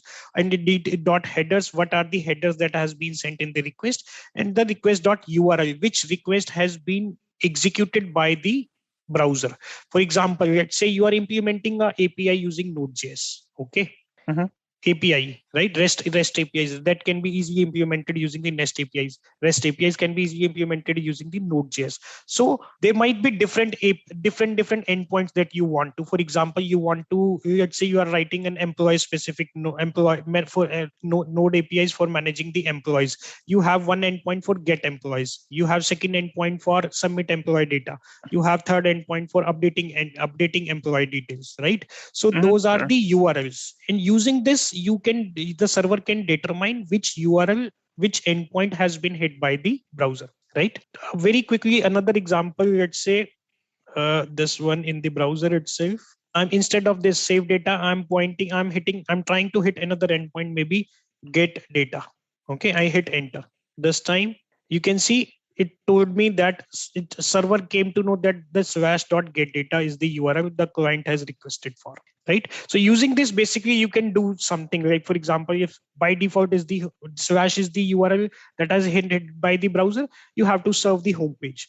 If slash contact page is the URL, then you have to serve this particular page, right? So you can use that for routing kind of things. Okay, so coming back to our example. Okay, so this one, let me share again. Here it is. Okay, so this one, let's take it here. Okay, so now earlier we just logged the request. So now we will see the response. How can we send the response? How can the Node.js server send the response to the client, right? So client in this case is browser. Okay, so response, I'm uncommenting my first line, response dot set headers. Again, this is a header. So I'm request is the object that client or the browser sends to the server. Response is the object that that server Node.js, C# or whatever the server you are using, that server sends to the browser or client. That we call as the response. So response, I mentioned that request and response both has some metadata associated with it, and the requirement of metadata is basically one party is telling the other party that this is what I'm sending, this is the method I'm using, this is the URL I have used, and this is what we expect back in the response. So those are the things one party tells to the other. So it's basically an agreement kind of things, you can say, between the two parties, client and the server. So in response, when we are sending the response, we are setting, if required, we can set some headers, and browser will use these headers to process it. For example, set headers content type. I'm sending the content type as text HTML. When you are writing some APIs, REST APIs, you can say JSON response, application slash JSON. So in that case, the browser will come to know that whatever the server has sent, this is not a HTML page, this is not an image, this is a response, this is an API response, and it is a JSON format, right? So this header, browser will use these headers in determining what the response the client has sent, right? So in this case, I'm setting the header for the response as HTML. It means I'm telling the browser that, hey, whatever I'm sending to you is in HTML, not JSON. Okay, so next I'm uncommenting this one as well, and what I'm doing, I'm sending in the response, I'm sending an HTML file, and this is the hard-coded HTML, which is hard-coded valid HTML. Response.write you must have used again in the .NET. It works in chunks. You can use in any time, and the second call will be merged with the first one. So it's starting from top to bottom. This is a valid HTML. So basically we are just saying header will be learning node, and this is hello from node server. This is the body, and at the end we must have to end the response that we are done with the writing, we are done with the setting, please end the response, we are saying to the server. Okay, so this lets the server know that there is nothing more to send to the client. So earlier we only processed the request, now we are sending some data to the client as well. Okay, so now control C, I'm executing the request app.js file again, and I'm coming back to my browser. 1 second. Here it is. Okay. You can see here we are getting a message now, hello from node server, right? So you can have any valid HTML, how complex it can be. It can have any number of HTML controls, file upload controls, upload, download options, whatever you want. As of now, we have hard coded it, HTML. In actual case, it would be a dedicated HTML.html file that we served here, and the method is like response.send file, right? So this is just a basic example. How can the node server send the response to the client? Even Alex or anyone, if you will hit this particular request, you will get the same message, hello from node server. Not in this point because this is running on my dev machine, but in actually if we ship it to production, right? So hello from node server, if you right click on and inspect this particular thing, right? So you can see everything is here. This is the entire HTML that I sent. HTML title is learning node, and this is again the entire HTML that I have sent. If you come to the network tabs, I hit again. This is the get data. This is the URL that I have hidden /get data. If you will click on this, let me again increase the size. Okay, so these are the headers. These are the response headers, and above these are the request headers. So you can set that you can see that the content type has been set to text HTML. So these are the things. This is the header that I have sent. Apart from that, there are some default headers that browser send to, and that server always send to the client. Whether you are so you if you want, you can override those as well. But the browser definitely pass some of the mandatory headers to the server, and server sends some of the mandatory headers to the client. Content type text HTML is the one that I have intentionally sent from the server to the client. Any doubt, anything, how the client server processing is happening? Client is sending the data and metadata to server can use that to identify what method the browser has used for calling me, what URL has been invoked, or what headers has been passed, and in return in server can send any response to the client. In actual, what you do in this particular event listener, you will not send an hard-coded URL. You will serve an HTML file which have lots of controls, or there may be, let's say, get data user has invoked. Then you in the response, you will invoke a database call. You will get the data from the database server, and you will return that data to the client, to the browser, not the hard-coded URL. This is just an example how Node.js can be used for writing server-side applications or running a server owner. So this is about the process, how the client side, how the web basically works, how the web architecture, the client side architecture basically works. So in my past experiences, in my past training sessions, I have noticed that although like people are doing a great development, but they are not aware of what are the headers, what is the request metadata, what is the response metadata, what is the use case of the metadata that server is sending to client. So this is just an example to showcase a node and how the browser and the server uses the metadata and the headers and the methods and everything associated with the request and the response apart from the actual data. This is just a try to explain all these basic concepts, how the basic client server architecture works in any form, and it is equally valid in case of Java, .NET, Node.js, or any other client server architecture. Okay, let's come to the presentation then. Okay, we are done with this. Okay, so creating first node server, this we have just seen a use case. Another one I want to cover up in the same one is custom modules. How can you write to custom module? How can you write a custom? Let's say you are having very long code, right? So another one, before we start, let's say we have a requirement that if one URL is invoked, we will pass this response. If another URL is invoked, then we will pass this particular response. So that is again very simple.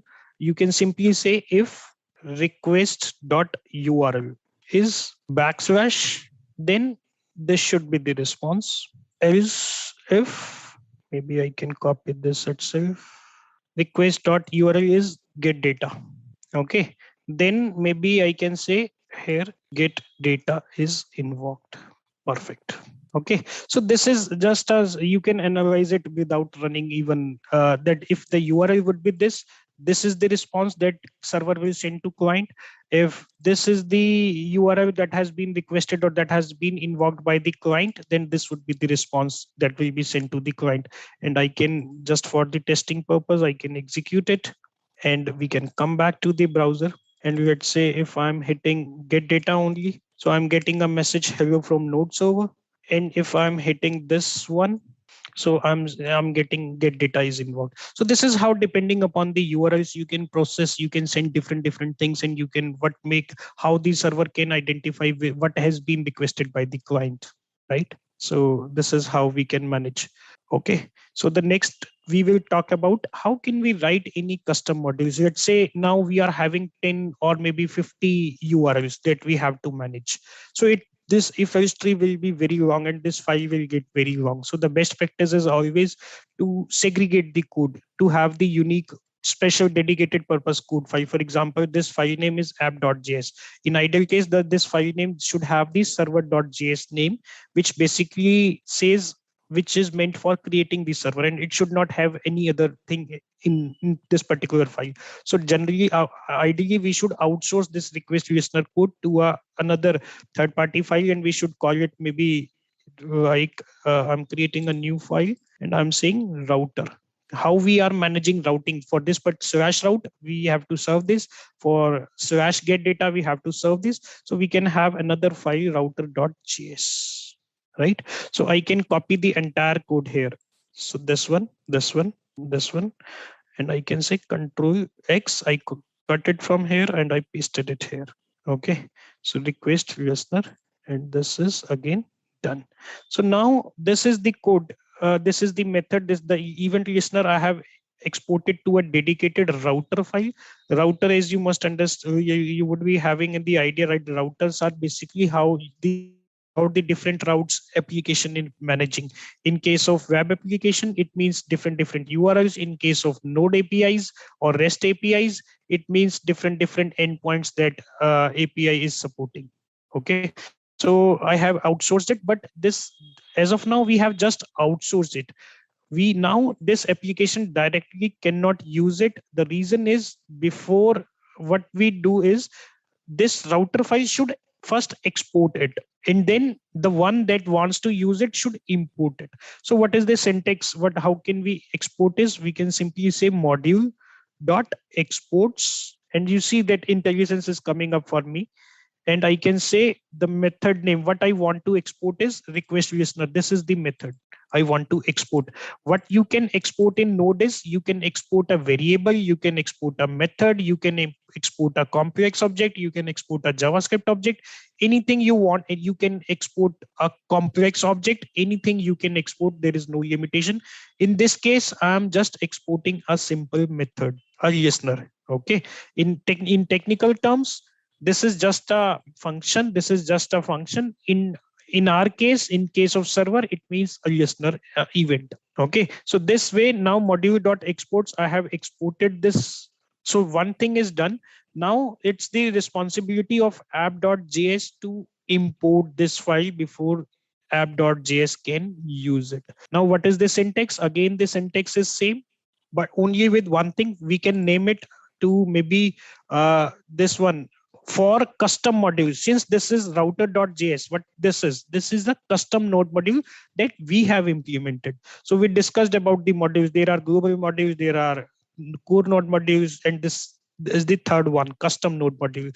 Okay, so while importing the custom module, the syntax is to provide the relative path of the file in which you are using to the path where the file actually exists. So it basically, the relative path slash starts with the slash yes slash dot slash, and there you can see there are two files next to it. Which one you want to use, router or second file? There are two JavaScript files. So I want to use the router file. Okay, so I can say router, and .js, I can say .js, or even you can omit .js. It is self-understood for JavaScript kind of modules. It is self-understood. You don't need to provide extension.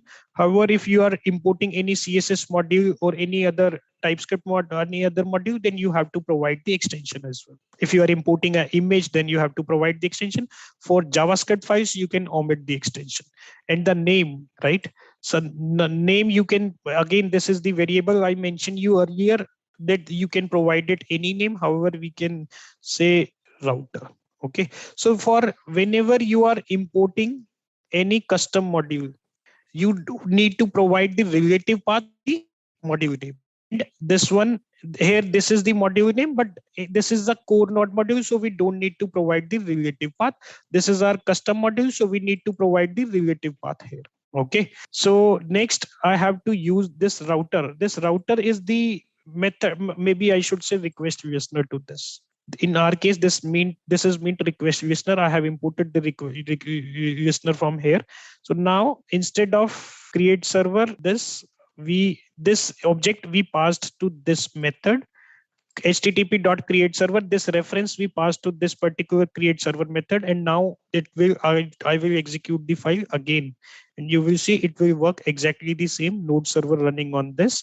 So what we did, basically we exported our event listener code to a third part, again new file, new module.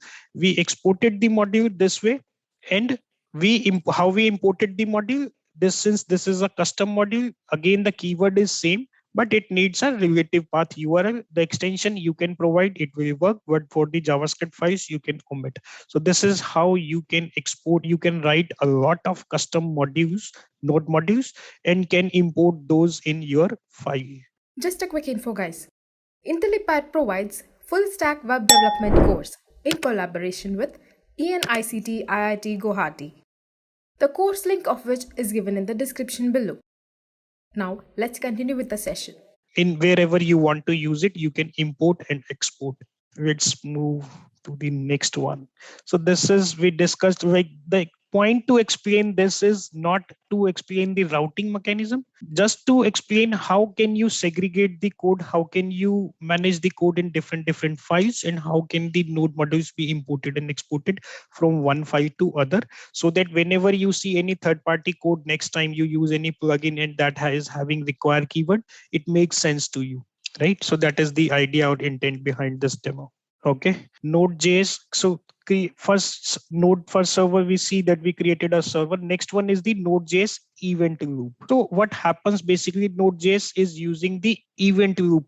What we did when we created this server, we registered an event, and whenever there will be a request, this particular event will get fired, right?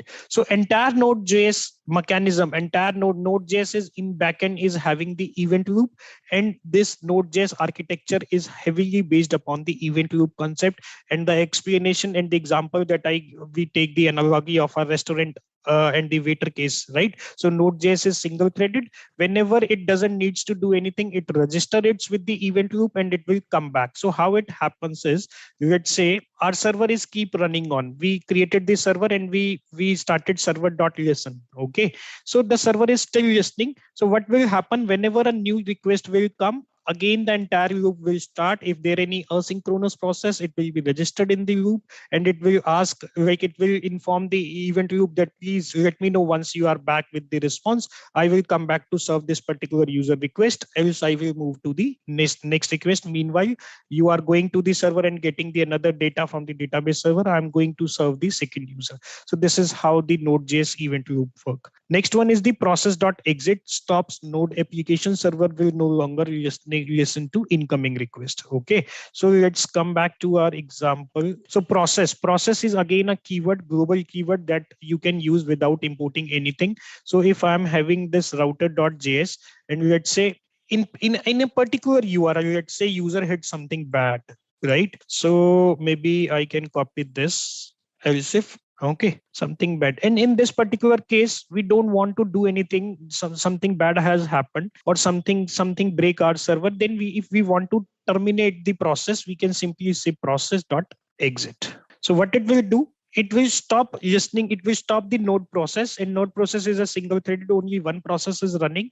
It will stop the node process, and there will be no further request. If anyone will hit the our URL localhost 3000, he will get site cannot be reached, right? So process.exit at any point of time in any application, whether it's REST API, server side application, or the utilities that we will use. So anytime we can use the process.exit to terminate the process.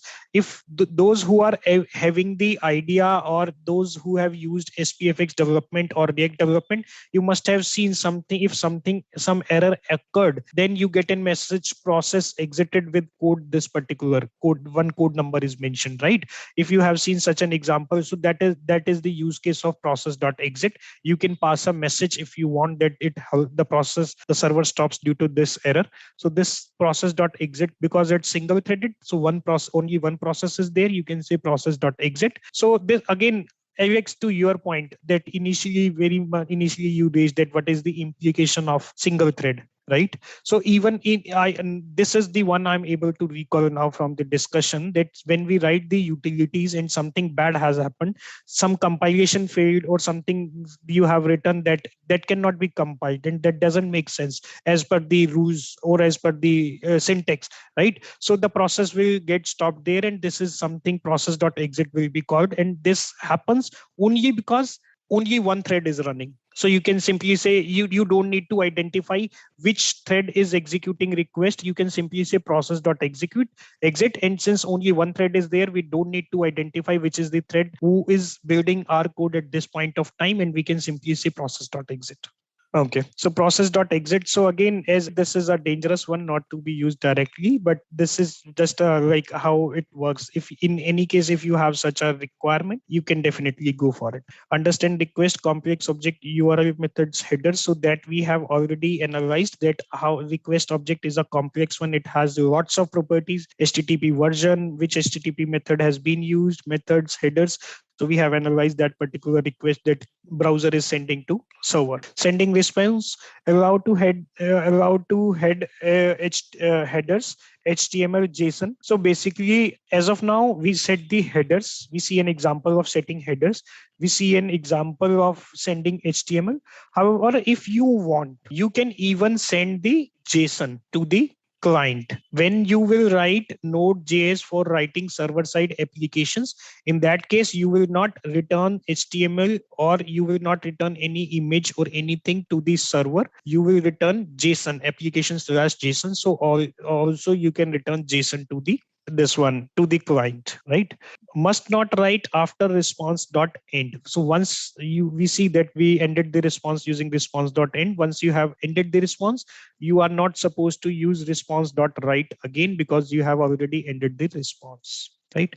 Default headers will be added as well by the server. So even though we intentionally set the content type to text HTML, by default there would be some headers, minimal mandatory headers that Node.js or every server, .NET server, Java server will send to the browser, or even the browser will send to the server. right? So apart from your custom headers that you are passing, default headers will always be there. Routing request, we see an example that how can you route different requests /URL /get data /save data, those kind of things.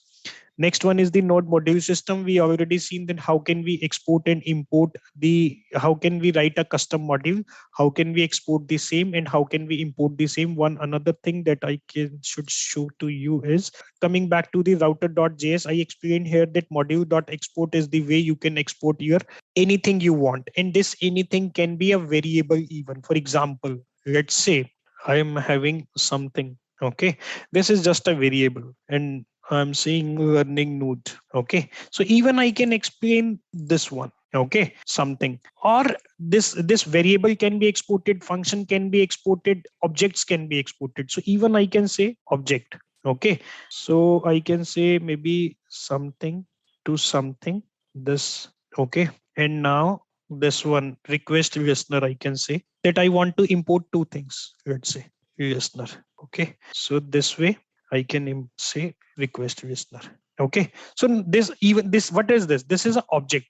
I can even export object, right? So now this will have two properties, something and listener.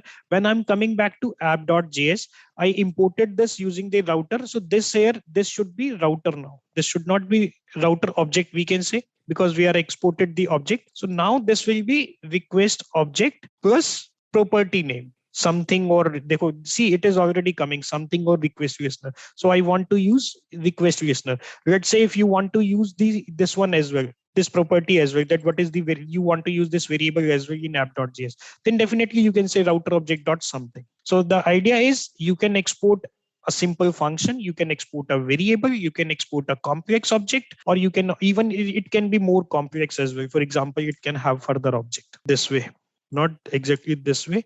You can have maybe complex object key, and there you can have a complex object which has its own properties. Okay, so this is how even you can how complex if you want to export 10 things, 20 things, you can export it. There is not a limitation. Function, variables, complex object, simple objects, plain objects, anything can be exported. Okay, so this one, the last point is redirecting request response dot set header. So just for the information, nothing specific to note. You can just like we set the content type header, you can set the location header. Okay, and in this case, in this example, I'm saying location equals to location backslash, right? One second. Here I can copy it to demonstrate, and there I can copy this. Let's say slash get data. In this case, I want to response.set header, and this I should change. Okay, so let's say the user hit this slash get data, and we want in any particular case in this, if user hit the URL, we are not supporting this URL, and we want the user should be redirected to slash. Right, so this is the location. Whenever you see a location header in any response, right, so you will see that what server is doing. Server is redirecting you to a different location, and that different location is slash. However, you can write anything other if you want to redirect to any particular URL, right? So this is how it works. You can use this one as well. So even let me execute it for you. We have not changed anything, so it should work. Module.exp, this one, no, this module.exports, I should say request listener, and there I can simply control Z. This should work now. Just to this one, control C. No, there is an error. This one is not defined where it is. Router, this file is not saved. It should work now. Okay, now server is running. So what we are doing, on slash we will send this response.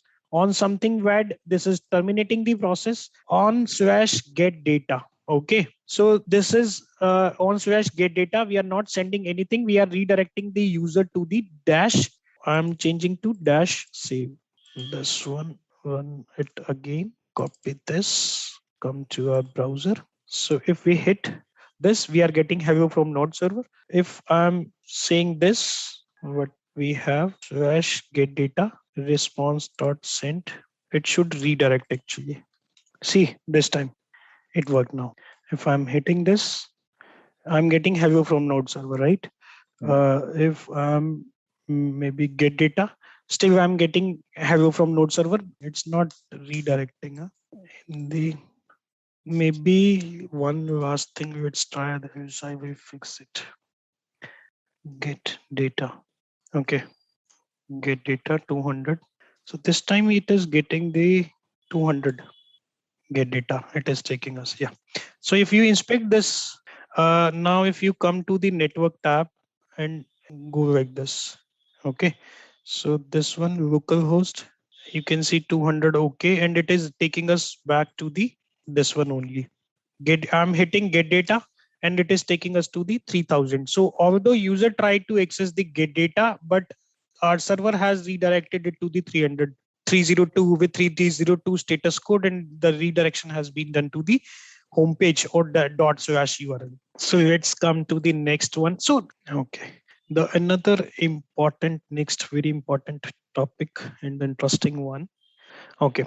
NPM, Node Package Manager. Very important thing. Okay.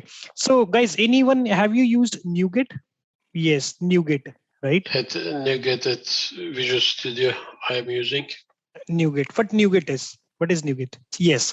So let's talk about NPM Node Package Manager. So this is no NPM is the package manager for node based project, and NuGet is the package manager for .NET projects. Okay, so NPM is just for node based projects.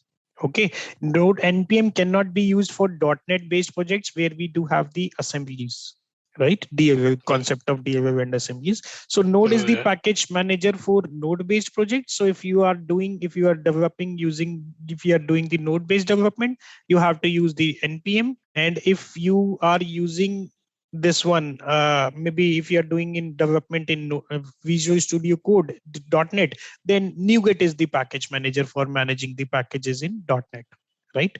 So NPM is the package manager. Whenever we have to install any third-party package, NPM is the way to go. NPM will install it for you, right? So NPM is basically responsible for managing your package, any kind of third party, any kind of internal package, right?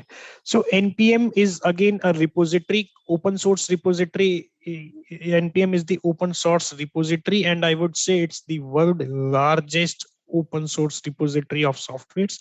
Everything you would need in SPFX, Vue.js, Knockout, Angular, there are lots of third party all built in, or the third party plugins already built in.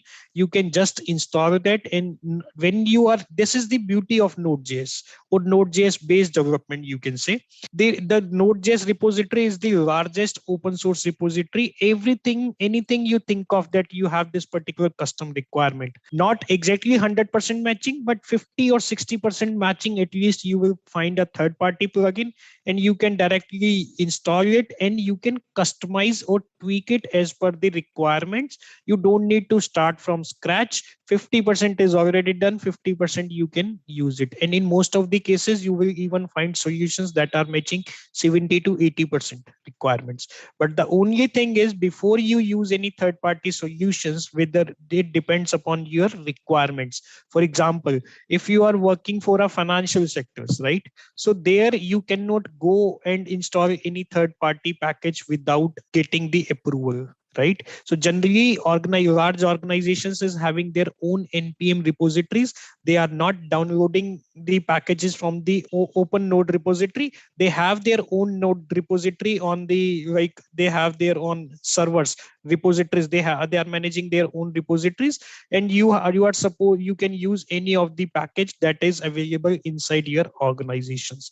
However, in our case as well, in my organization as well, we do have, like, if we need any third party package that is not already approved in our repository, we do have an option to request it. Then there is a dedicated team who will review that third party package for all kinds of security concerns, whether the package is sending the data to any external servers or not. So those kind of things, before you use any third party application, you install any third party application in your project, you have to make sure that you are meeting all your organization compliance and security requirements, and you are aware of the input and output of the every input and output of the third party solution. And it's not the third party solution, because even you can publish, if you, let's say you have some great idea, you can publish your own solution to node repository, open source node repository, and nobody will stop you. There is a this is a open, the owner is the open source community, and there are some owners, they have a process, you will submit it, they will review it, and then it will be made live for the others to download. So whenever you install a third party package, make sure you check its inputs, outputs, what exactly it is doing, and whether it is sending some external data to some external service, whether it is sending your data to some external server or not, what are the API calls it is making. So those are the things you must take care of before installing any third party. But yes, there are lots of plugins. Even in our requirements, we are not starting from scratch. Whenever we have some custom requirement, we try to find out a third party plugin. If it available, even if it is matching 50%, 60%, we install it, and then we customize it to meet our exact requirements. Okay. So NPM is again a node module that manages other modules. So NPM is just a node module. Again, it is a application written in Node. Okay, just like we will be writing our application, but this is a node module that is responsible for managing other node modules. So NPM is a node module that manages other modules. Okay. Owner, how can we get the NPM? Is it comes with the Node.js installation. Okay. So when you install Node.js, you already have NPM. So there is no separate installation needed for NPM. And just like we use node-v, you can use npm-v to find out the package manager version installed on your machine. npm-v or npm-dash version, both will work. So what happens generally, like we have you might find a third party package that is already written by someone and that is matching your requirements, but it might be a case that is not part of your internal repository. So in that case, you cannot go for it. It will not be downloaded for you. Okay. So next, like npm update. Okay. So this is again, npm update is the command to update any node package, not only npm. Npm update -g stands for global. I will explain what is the global and the local packages. So -g, as of now, you can think of like it says global packages. -g is a switch. Which package you want to update, that is the next one, npm. Okay. So npm is the command. npm is the like package manager name. Update is the command. Oh, sorry, it moved to the next one. Update is the command name. -g is a switch. After -g, and it says npm, right? So it can be any other package name as well. For example, let's say you installed jQuery and you are holding a older version of jQuery and you want to update jQuery. Then you can say npm update -g jQuery. So it will update the jQuery on your machine to the newer version. Okay. So just like you mentioned that you are having a bit older version, I think, or someone of you is having, if you want to update npm on your machine, you can simply say npm update -g npm, name of the package you want to update after -g. So this is the command. I will showcase you the example as well. So npm outdated. Next one, point number 6, npm outdated. This will give you a list of packages that are outdated installed on your machine. Okay.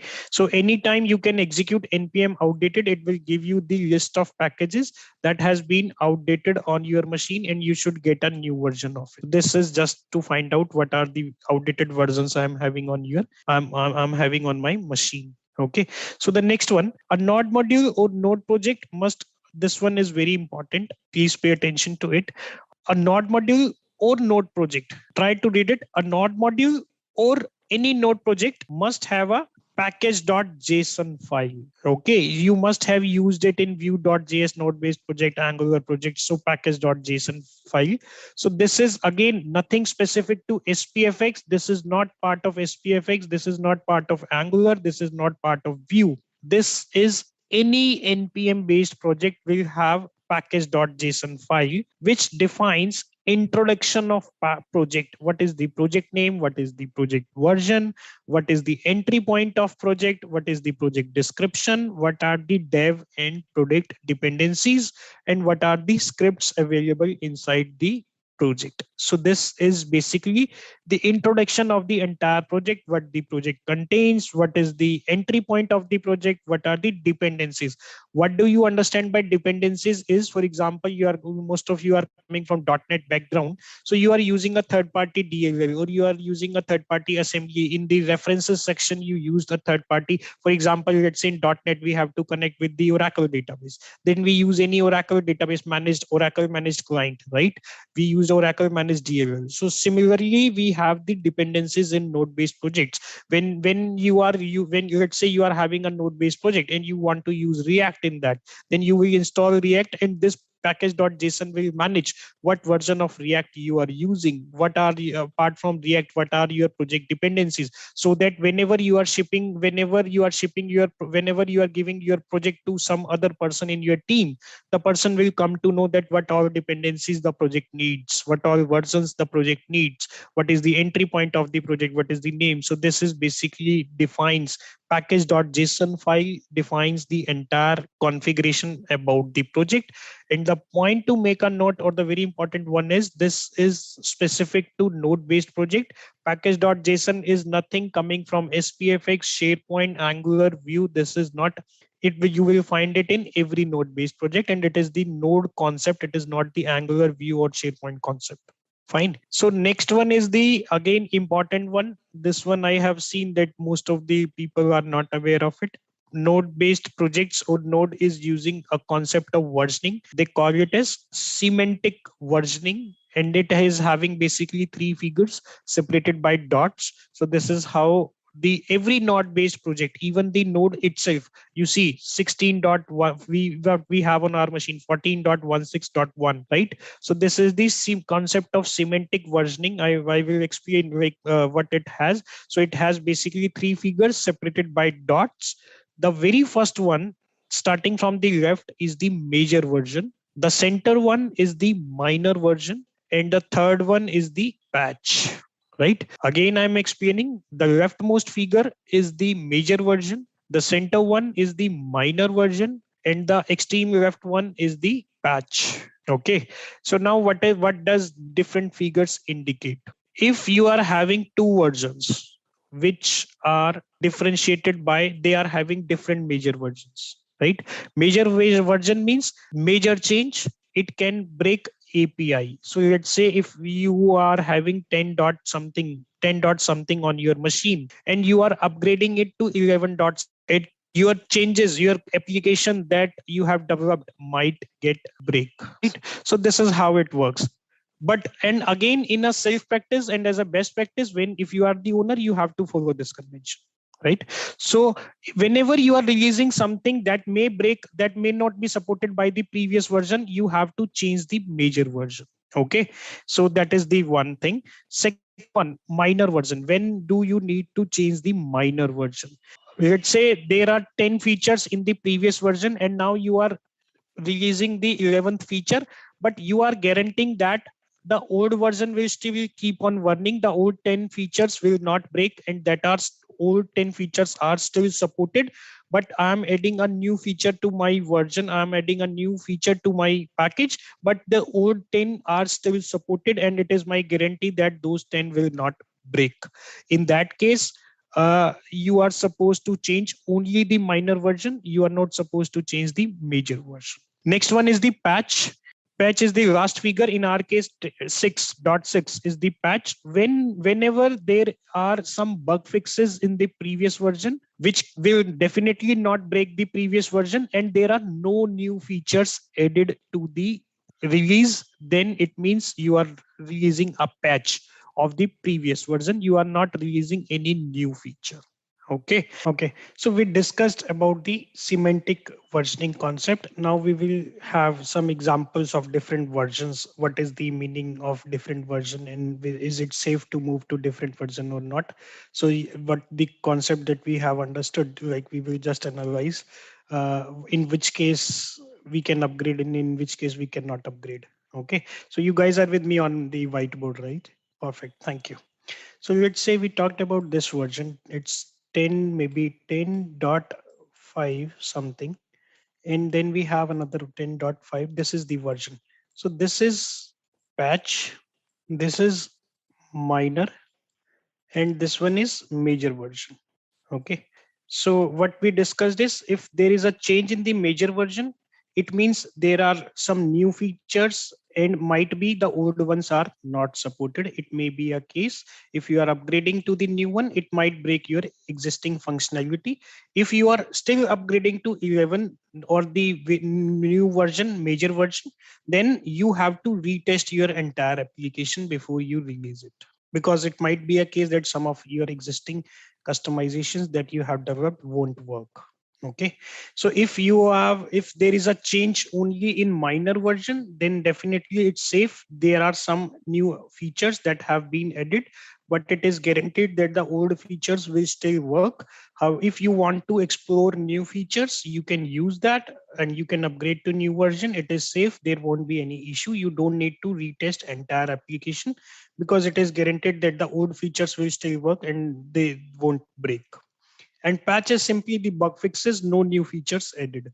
Okay, so let's say we are having a version of 10.5.1 of a given node module, right? And then we are having then a new version has this new version has been released after some time, maybe let's call it 10.15.2. We are, as of now, our application is using this one 10.5.1, and the new version that the community has just released is 10.15.2. So shall we move to this or not? So the answer is yes, we can move. If we want to use the new features, we can use the new version and we don't need to retest the entire application because the major version is still 10. Major version is still same in both the cases.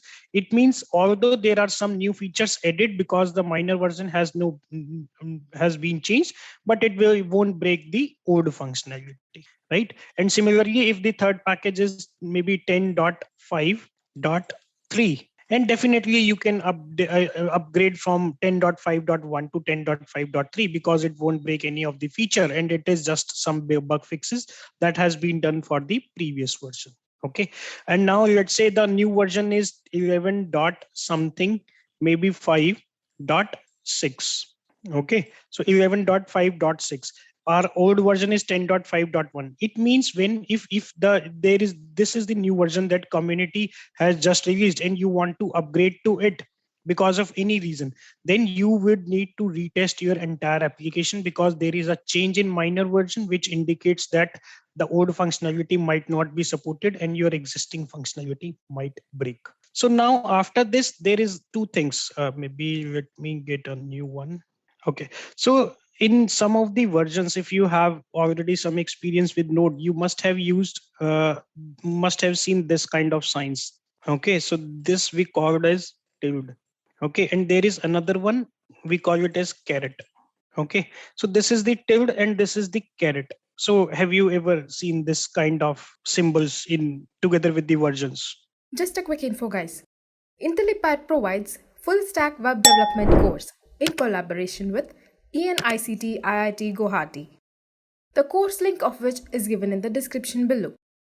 Now let's continue with the session. See, whenever I have asked this particular question, so most of the audience have always seen it, but no one is having the idea what exactly it means, right? So just a basic understanding. This one is we call it as tilde, and this one we call it as caret. And this also is called approximate. This is approximate. Another name for this is approximate. Okay, and this one is called caret. Sorry, compatible. First one is this one is compatible. Okay, so the first one tilde is called as approximate version, and the second one caret is called as the compatible version. Okay, so what does it mean? So whenever let's say you are having a package. Okay, so now let me get a text.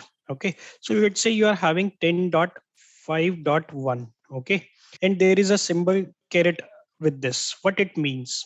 So when you will install this package with a tilde symbol, it will give you an approximate package. It will install approximate package for you.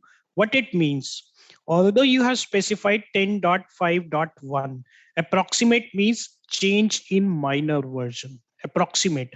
It's nearly the same what you have asked for. You have asked for 10.5.1, but there is a tilde symbol that you applied together with the version. It means you are asking for an approximate version, not exactly the same, but an approximate version, which means change in minor version. Okay, change in minor version. Okay, so what it means, let's say you ask for 10.5.1, and if there is something new, that is something new that has been released after 10.5.1, which only differs in the minor version, it will download that package for you and not the 10.5.1.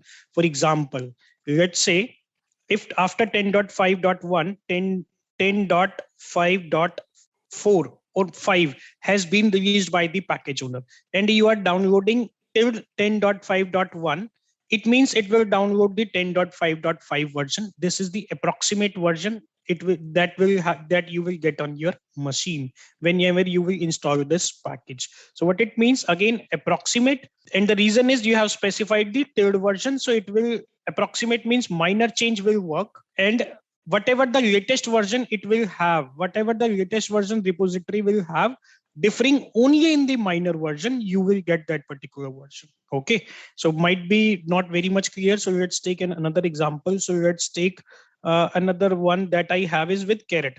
This time you asked for 10.5.1. Okay, with caret. So what it means, this is compatible. Okay, this is compatible.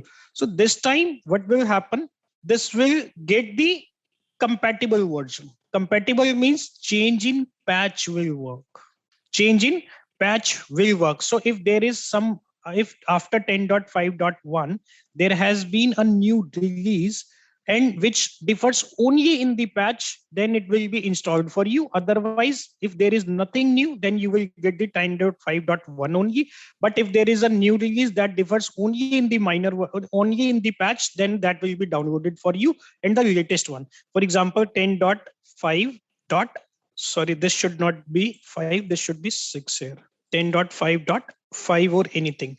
So if you are using a compatible, then anything less than 11 or anything differing in minor version will work, right? So this is how this caret and the tilde symbols will work. I will explain, I will showcase you the exact demo as well in during the installation, but the theoretical part is very important to understand. So caret is the compatible, and this one approximate is the tilde version.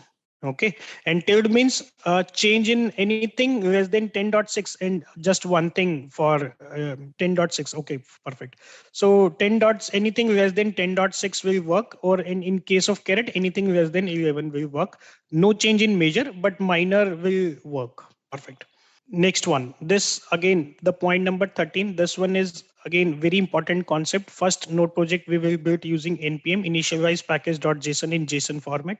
So this now we will see how can we install the npm packages to our node based project. And for that I'm coming to our window. Okay, and this time I'm again creating a blank folder for us. Maybe this SPFX folder, and then this one. I'm creating a new folder, and there I'm specifying, let's say, second app. Okay, so I'm opening this. We can close this one, maybe don't save, and I'm opening this one in the new window. Sorry. Okay, so now let's say this one is, and we have a app.js file here. Okay, very simple. As of now we don't have any code. Now let's say we have this particular project. Now we want to make it a npm node project. Okay, we want to make it a node project. So what we can do, every node project I mentioned will have a package.json, which will basically describe everything about the project. So control shift backtick, we are in the second app folder. The command is npm init. npm init, you can make a note of it. npm init means again initialize. So we want to basically initialize this project as a npm project, npm managed project, project managed by the node package manager. So we want this project to be managed by the npm node package manager, and the command is npm init. When you will hit enter, it will ask for certain questions. For example, the package name, what should be the package name? And again, it won't take, capital letters are not allowed, only small cases are allowed, and that is the reason I initially suggested that the best would be to use the small case folder names, right? Either by in the brackets it is showing the folder name for you by default. If you want to keep the same as the project name, then you can directly hit enter. If you want to specify something else as the project name, then definitely you can specify the different name. For example, I am specifying learning node. So this is the package name. Version, so here you have to specify the version, initial version. The first version by default would be 1.0.0. However, if you want to specify, you can start from 2 or 3, whatever you want. So if I will hit enter, by default it will be 1.0.0. Description is just for the person who will use it next time. So what is the description, what this particular project contains? So I can say simply just learning demos. Okay, entry point, what would be the entry point? So by default, app.js, it captures by, because I'm having a app.js file, so it says this is the starting file of this particular project. So either you can use app.js, or if you want to change, you can provide your own file name. I'm hitting enter. Test command, if there are any test commands, you can provide that if it is having. As of now, we are not talking about the test commands, so I will hit enter. Git repository, if you want to connect to any Git repository in your if you want to connect your project to any Git repository, you can specify the URL, Git URL here, and it will be connected to that particular Git repository. Keywords, if you want to specify any keywords for this particular project, the project specifically meant for, so those are the keywords you can specify here. Author, I can specify, let's say my name Bhushan. ISC, by default the license is ISC, anyone can use it, open source package, and anyone can extend it. Is this okay? So if it is all okay, I can hit enter, and the project has been created, and the project, this particular folder has been initialized as npm project, and the result you can see now we have a package.json file created for us. Okay, so whatever the parameters you have specified as their name, for example, we specified the name of the package, version, description, main entry, this is main is the entry point. Scripts, this I will explain in a short while. What are the scripts? Author, I suggest I put like my name. License is the ISC license. Now you are free to change anything you want to change. Okay, so this is how you can initialize any npm, any project as the project managed by the npm. So there is nothing, you can even create this file manually, or you can copy it from somewhere else instead of using the npm init.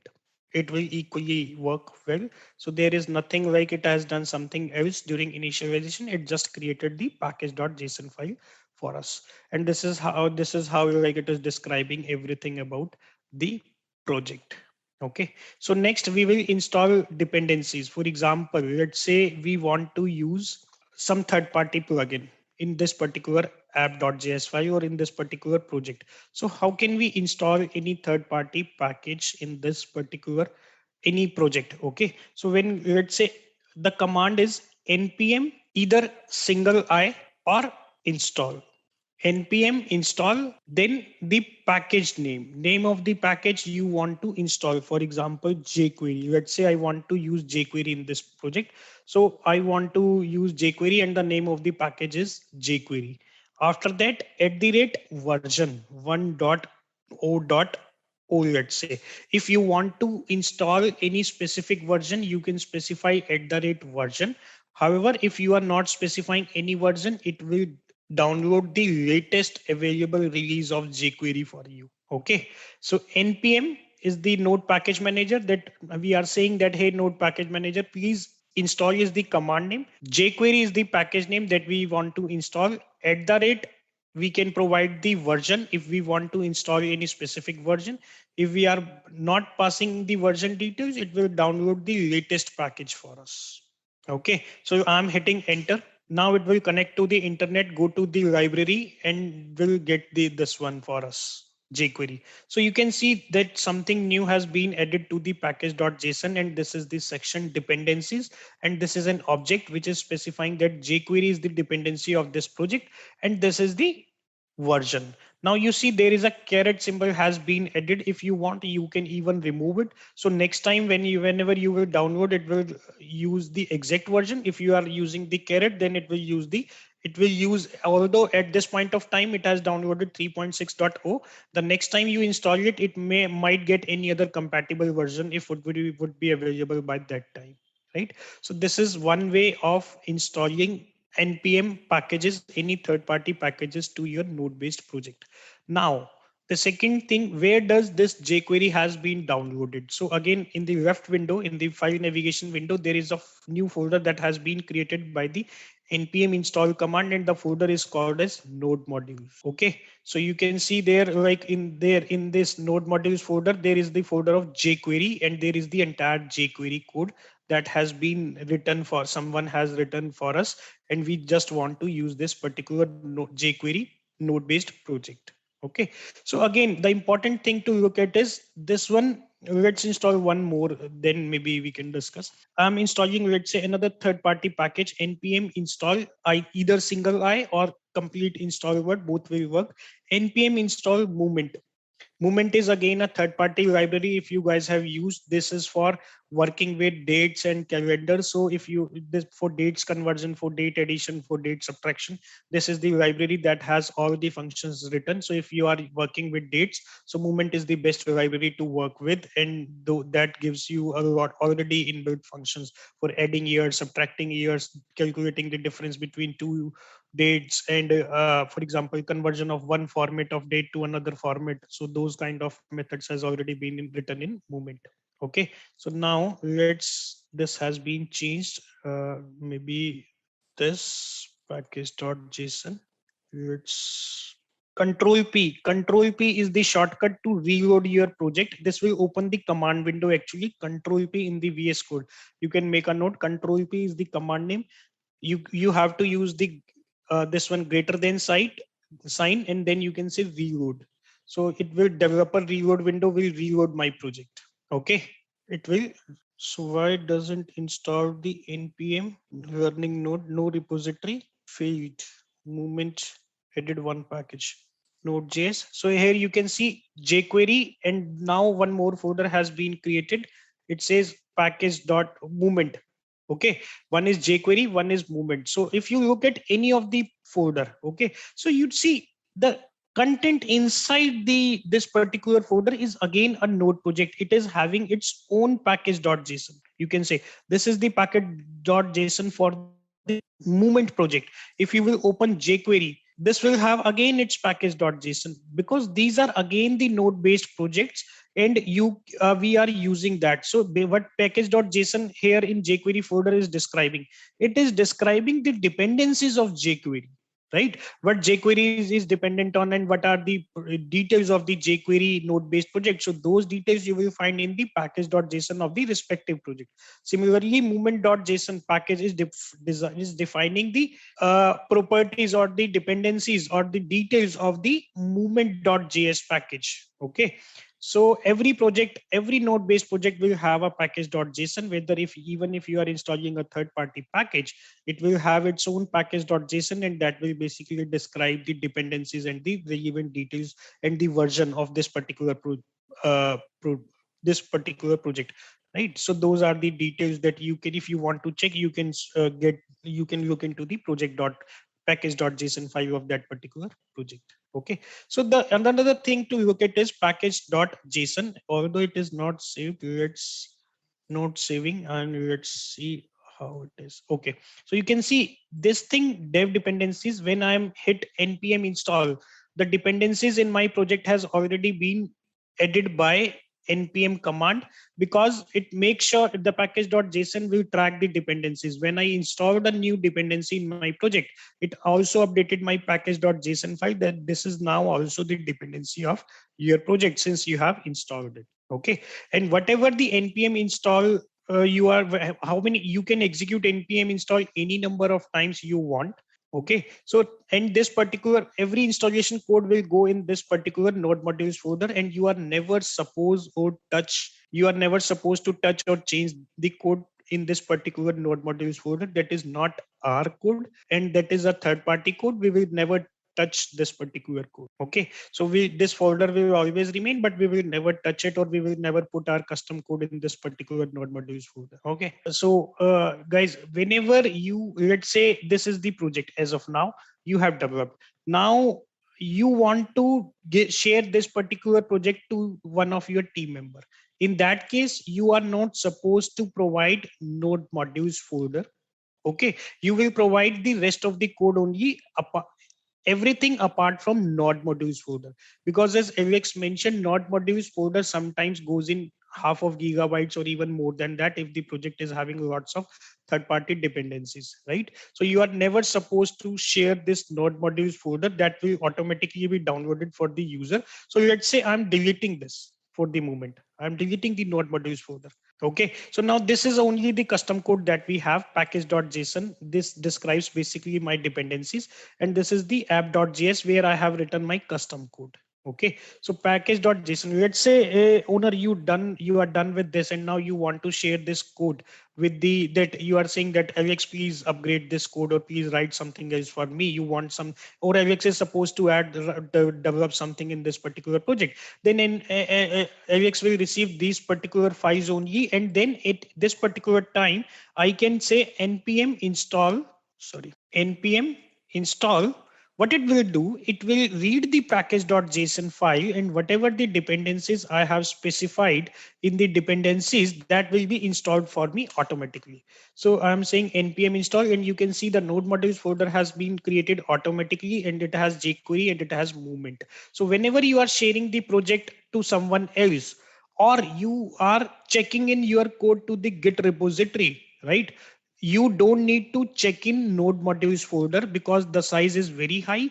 And whenever, the best thing is, whenever it will be downloaded by someone else, the person before writing any custom code or before executing the code is supposed to execute npm install. What npm install will do, it will download all the dependencies that is mentioned in the package.json. It will download it. Once you have the dependencies, you can execute your project, or you can build your project. If you compare it with the previous development, right, whatever the experience you have with working with c#.net, right? So there, let's say you are having a requirement of using jQuery. What you will do, you will download the jQuery file, you will add those jQuery files in your project, and then you will refer those particular jQuery file in your actual wherever you want to use on the HTML page, right? So similarly, by npm installing, we are copying the jQuery files from the repository to our project, right? So this is the way like you can get. So whenever you want to have a third party package, one option is to directly hit the command npm install and the package name, just like movement we did, right? Other option is you can specify the package name here, and you can specify the version here you want, and you can simply say npm install, and it will automatically download the package for you. But see what happens, let's say I deleted the movement folder, only one folder. Okay, now this is the case, and let's say now I want movement here. So what I can do, one option is npm install movement. Second option is I can say I want movement, this is also my dependency, and now I can simply say npm install. So what it will do, it will check the package.json, it will create the node modules folders if not already created, and it will download all the dependencies if not already downloaded. So jQuery in this case is already downloaded. However, there is another case, if there is a new version of jQuery, and since since you have specified compatible sign, if there is a compatible version available and you are saying npm install, it will upgrade your jQuery to the nearest compatible version. Okay, so since this time by this we don't have the compatible any new version, so this time it will not upgrade. But what it will do, we are not having movement and we want movement, so it will get the movement for us. Okay, so sometimes it doesn't refresh, so you can say control P, reload, and here you can see the movement. So npm install, make sure that whatever the dependencies you have specified in the package.json is part of node modules folder. You may be, before executing npm install, you may have a node modules folder or you may not have. If you are having, you may have some of the dependencies, you may not have others. The others will be downloaded. The third case could be you have some dependencies but they are older and they are new compatible, or the approximate version are available, so those will be upgraded as well if you are saying npm install. Okay, so see what happens. Just a second. Yeah. So see, we have specified, let's say I'm deleting the node modules folder. Okay. So now we have specified 3.6.0. One option is we can definitely specify 3.6.0. It means we want exact 3.6.0. However, if we are specifying with caret, it means we want something compatible to 3.6.0. There will not be any major version change, but it would be a compatible version, maybe 3.7.0 if it is available by the time I am saying npm install. So it will download for me 3.7.0 and not the 3.6.0. Okay, so what package log.json is the file. This basically logs the version that gets downloaded at your machine. Okay, so although you have specified 3.6.0, there may be a case that it will download 3.7.0 because you have specified compatibility sign. And in that case, you can see for every dependency, there is an entry and it is saying for jQuery, the current the downloaded version is 3.6.0. For movement, the downloaded version is 2.29.0. So let's say after 1 month, I am sharing this project to you without node modules folder. What you will do, the very first step, you will download the project from the Git and you will say npm install. Might be a case that there might be a case that by that time 3.7.0 is available, right? And when in that case you will hit npm install. In that case, it will give you an 3.7.0 and not 3.6.0. However, what I used is during 1 month before was 3.6.0. So package log.json is specifying the exact version. It is locking the exact version which has been downloaded for me. Okay, so the beauty is if I will check in this file in the Git repository, or whosoever is having this particular file package log.json, whenever my team member is doing npm install, the same versions will be downloaded irrespective, even if there is a new version available. Okay, however, if package log after 1 month, if package log, I'm not checking in the package log.json file, I'm not checking in the Git repository, and after 1 month someone others try to npm install in my project, then it will always download the compatible versions and not the exact versions which I used during the development. However, if I checked in the package log.json as well, and the person who is doing the npm install, he is having the package log.json, then it will always download 3.6.0, no matter whether 3.7.0 is available or 3.0.8.0 is available. So it is locking the exact versions. Okay. So now again, and another one is npm. We see like there was a switch here as well. Npm install movement, and there was a switch -g. We learned that this is global. We are specifying global. So if you are you are not passing this -g, what it means? This is the local dependency. This is your project dependency. You want to have it as a part of your project. Okay, so this will update your package.json as well. However, if you are passing the -g, which means global, it will not update your package.json. It will be stored on your computer's machine. It will not be part of your folder. It will not be there in your project node modules folder.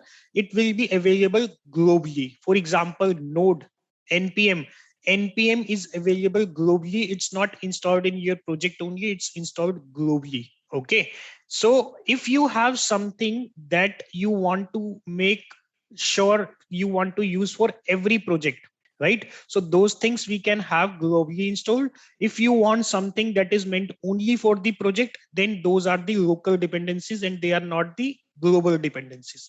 So again, see, if you are using jQuery in your customizations, right, you have to ship jQuery on the production as well. Otherwise, without jQuery, your production won't work, because production also use jQuery.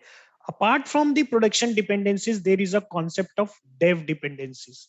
Dev dependencies. What are dev dependencies? As of now, we have talked about only dependencies. Next, I am talking about the dev dependencies.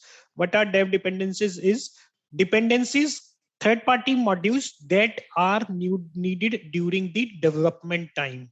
Okay, that doesn't needs to be shipped to the production because they are needed only during the development. They are not needed during the production.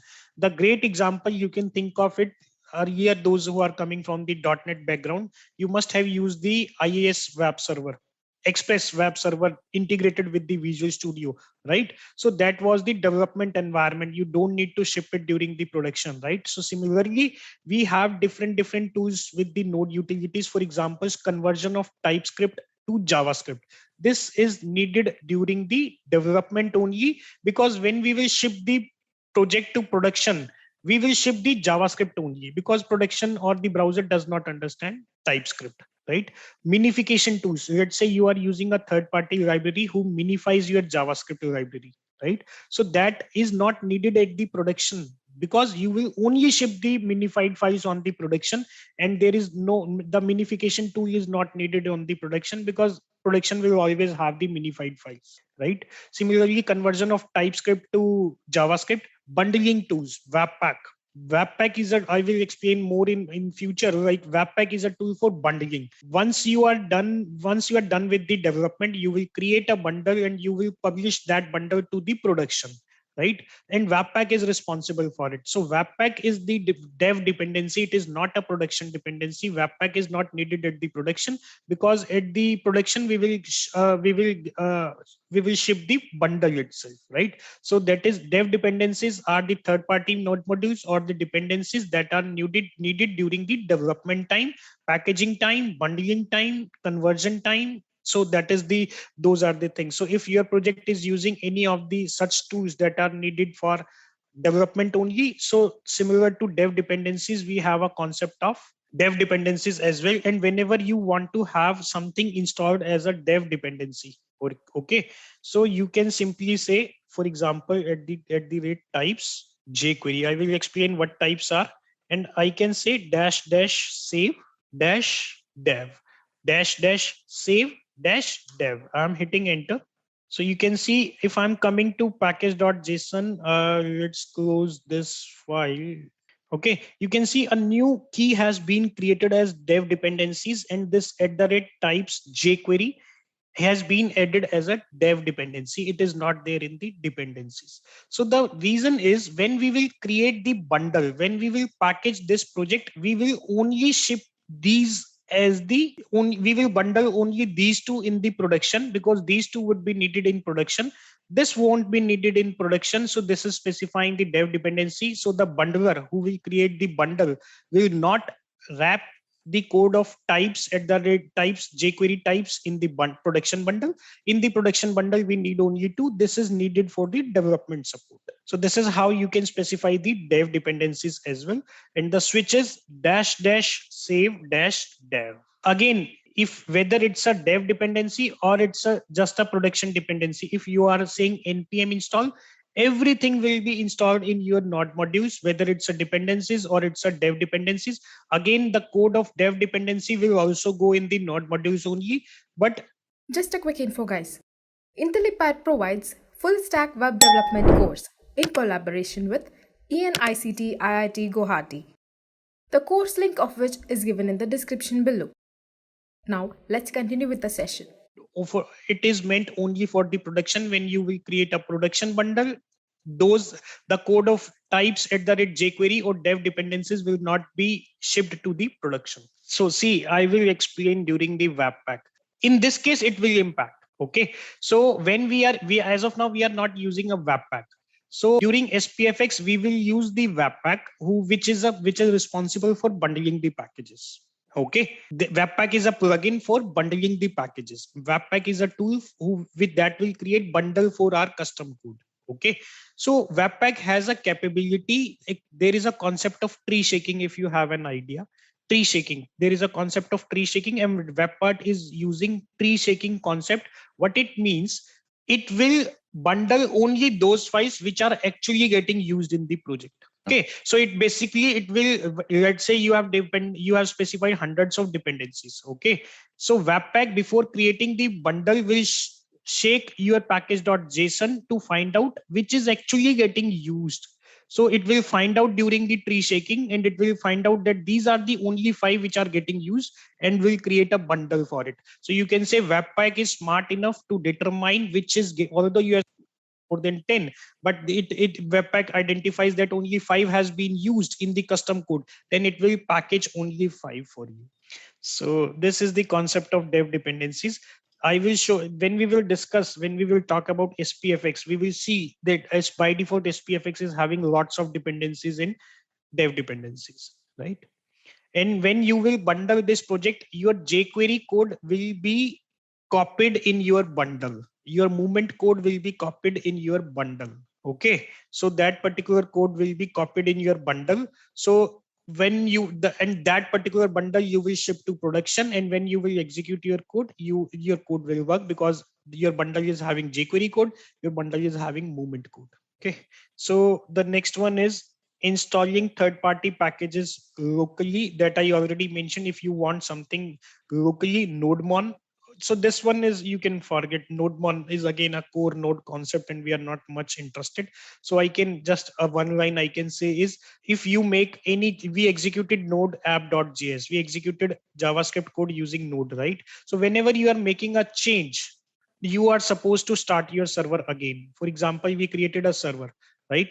And we sent a request from the browser. Now you change something in your code, you have to again, although the server is still running, but you have to still stop it and restart the same, and otherwise your changes will not take into effect, right? So however, this is not a very good practice, because during development you will change your code thousands of times, and after if you are again, you will need to stop your server and will need to start your server. So nodemon is a tool. You will say npm install nodemon, and nodemon, once you have the nodemon, instead of node app.js, you will say nodemon app.js, and that is smart enough to detect your changes during the server running itself. So you will just change the code, you don't need to stop server again, and you will just make a change, you will save the file, and your changes will be reflected on the browser itself. You don't need to stop the server and restart the server again. So nodemon is just a third-party plugin for this. See, whether you are installing it globally or you are installing it production or in globally or locally, it will be recognized as command. The only difference is, if you are installing it globally, and if you are creating a second project, you don't need to install nodemon again, because you have installed it globally and the command is available globally. However, if you are installing locally, then you need to install it in every project wherever you want to use it. Scripts. Okay, so let's talk about the scripts first. What are scripts? So scripts are basically the commands that can be executed that are recognized. Okay, in the command window. All right, so let's say test, and then this is by default, this is the command. I can add any number of commands here. For example, how we are executing the code, we are saying node app.js. So simply I can say start. The name of the command can be anything. This is just a key. You can say anything, whatever you want, and the command that has to be executed. Okay, so I can say node app.js. Okay, so this is the command we executed every time. So now what I can do is, instead of saying node app.js, if I want to execute this code, I can simply say npm node package manager command name start. Okay, so this will execute. You can see this executed the node app.js command only. right? And we are not having anything as of now in the app.js. That's why it is like I can simply say console dot log dummy.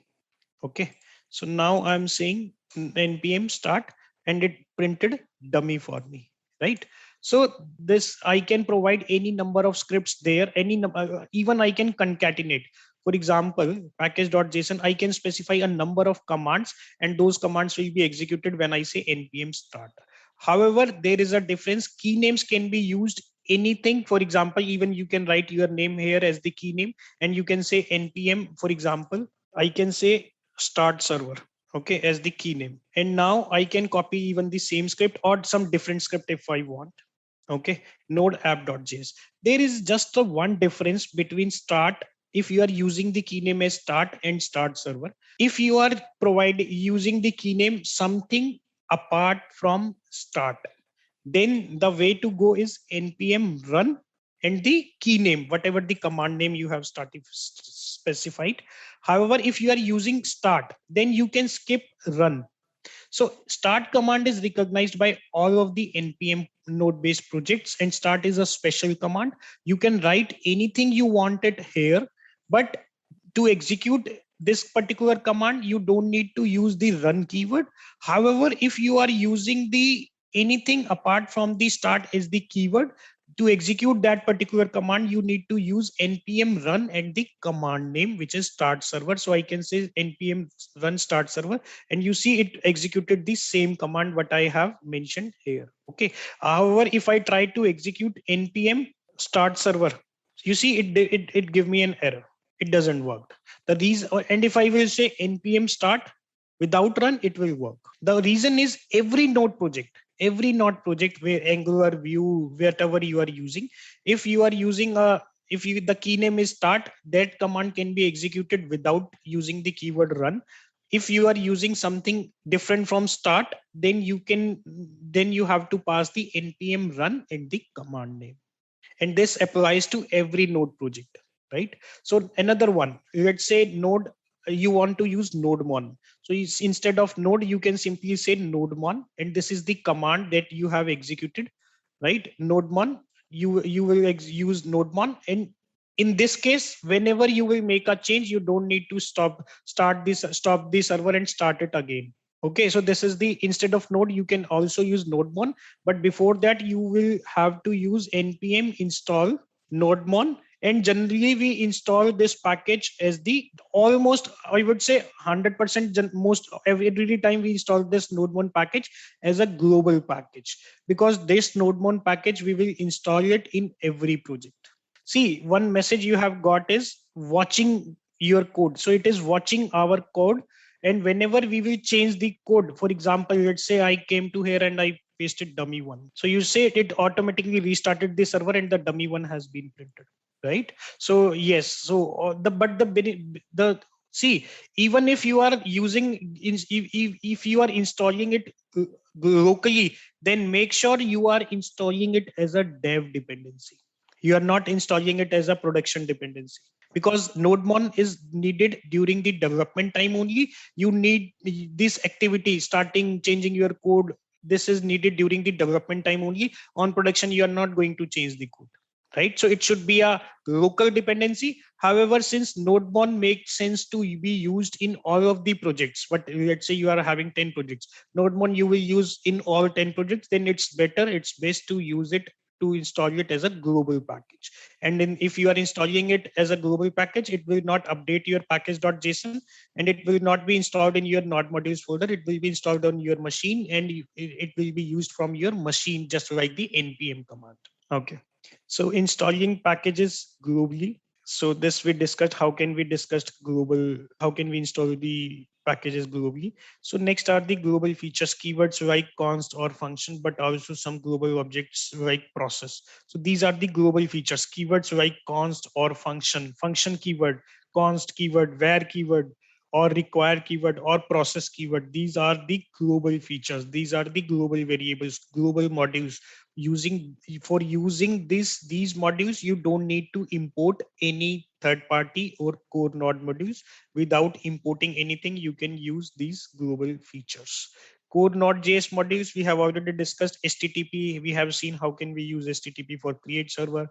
FS, we have seen how can we use for writing to the file system. So these are core Node modules. They automatically comes when you install Node.js, and they don't, you whenever you want to use any of them, you need to import them without specifying any relative path. You just need to specify the module name. Then next is the third party module installed via npm install command. You can install it globally, you can install it locally, you can if you are installing it locally, you do have two options, either dev dependencies or a production dependency, right? Global features are always available. You don't need to import them into files where you want to use them. You don't need to import global features without importing. They are available because they are available. You don't need to install, you don't need to be installed. So again, core Node.js modules, you need to import them, but you don't need to install them because they automatically ships with the Node.js installation. But you need to import them with when you want to use exposed by them. Okay. Yeah. Example. This one is the example of a core node module. You can now use this FS object exported by the FS module, right? Third-party modules need to be installed. This I have already mentioned that before you can use any third-party module, you have to install it and then you have to import it wherever you want to use it. NPM scripts. We have already talked about NPM scripts. You can write custom scripts in SPFX. We will write scripts for building. We will write scripts for bundling. We will not write, actually SPFX provide you, but that gives you an example.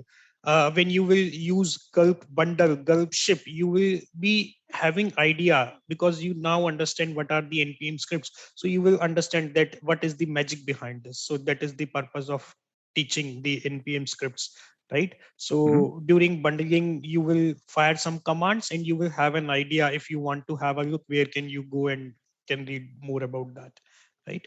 In node installing the global packages, we have already discussed. -g is the switch that you can pass if you whenever you want to install a global package.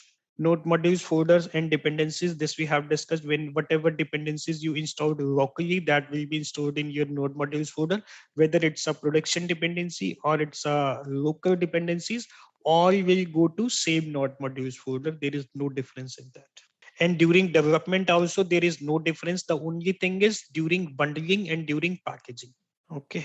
So this one is Node Lab. We have already done this use package.json to add external dependency. This with this use movement. This is the case that we should try something.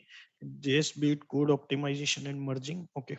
Node.js execute code run server file system. Perfect. So let me come back to this one. Now we have the movement.js, right? Now you have the jQuery. Now see this package name that you should be aware of. Whenever you are firing npm install, you should be aware of which package you want to install, and that you will find out from Google that what is the package you want, what is the purpose.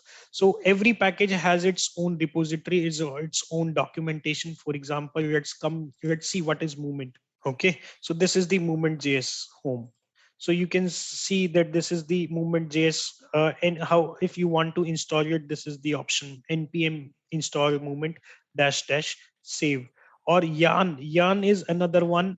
Just like npm node package manager, you will see another one, yarn is again the node package manager. Okay, so some you can use npm or even you can use yarn. Both are the same things, right? With yarn, this is the command. With NuGet, this is the command.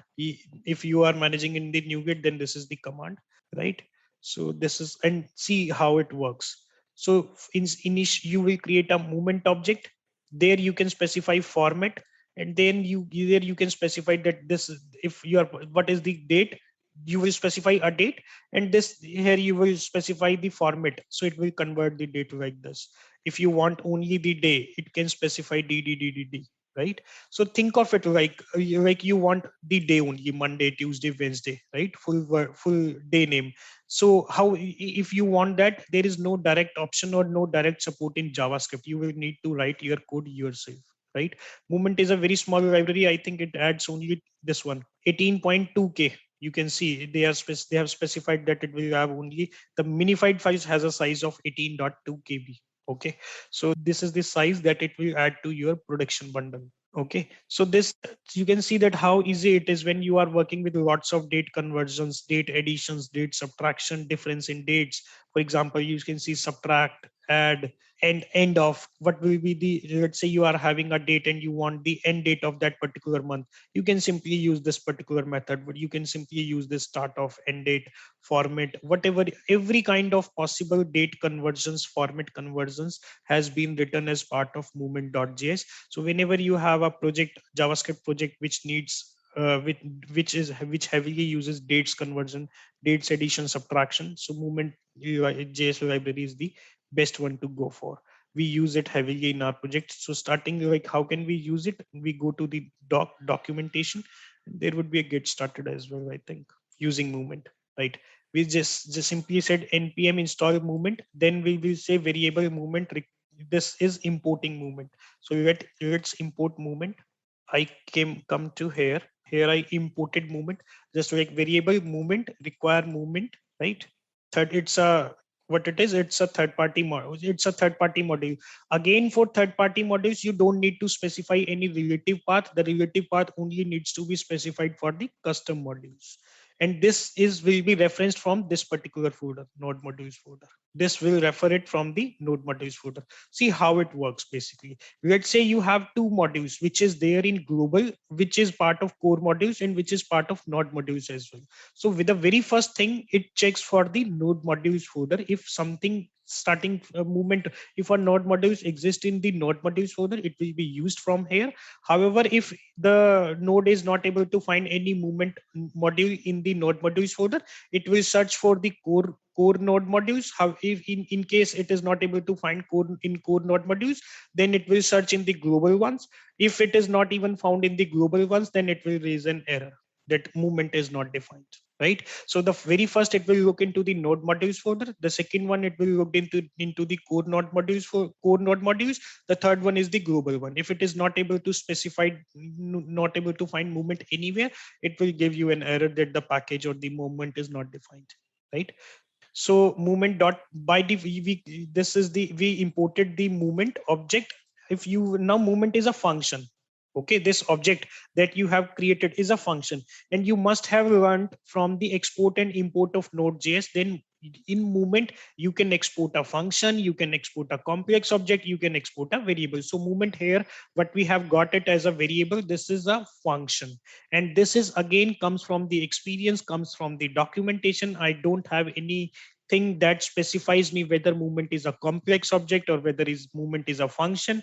This comes from the documentation itself, whosoever has written the package, right? So movement, by default, movement gives you the current date. Movement specific movement, if you are using, if you're just specifying movement, it gives you, it takes the current date. So I'm saying any of the example, let's say movement dot format.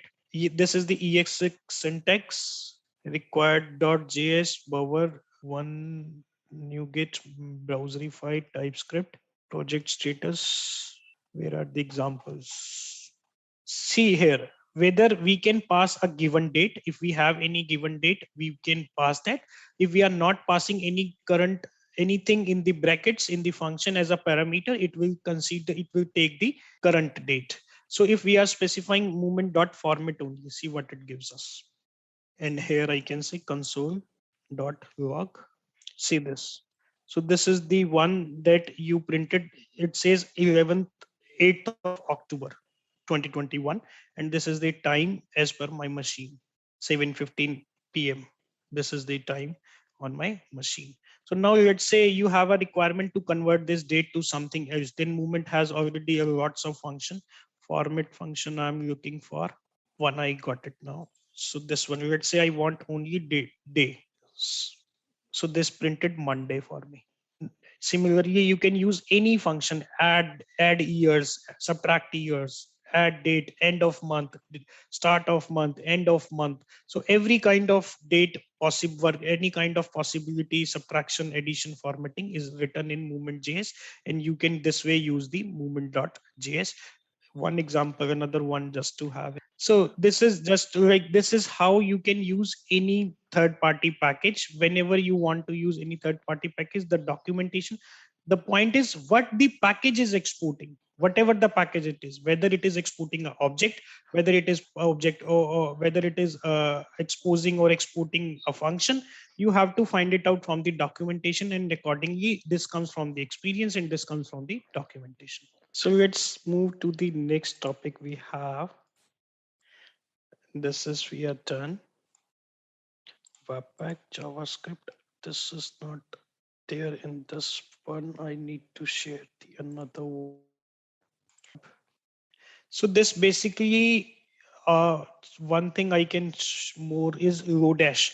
Lodash is again a third-party package that is used for working with arrays, finding values in arrays, and there are lots of strings operation that are not directly supported in JavaScript, or you need to write a loads of custom code. So we will heavily use Lodash in SPFX, and this is very important library. And it is important so much that it is wrapped, or it has mentioned as a dependency in the SPFX itself by default. Microsoft is like they have mentioned Lodash as the dependency of their SPFX project, right? So Lodash, you can we if I can show you in very quickly like what Lodash is. This one, Lodash. Okay, so this is the package. So defaults basically every sort of array operations. You want to perform something on array, you want to do something with strings, so those are the things that has, these are the methods.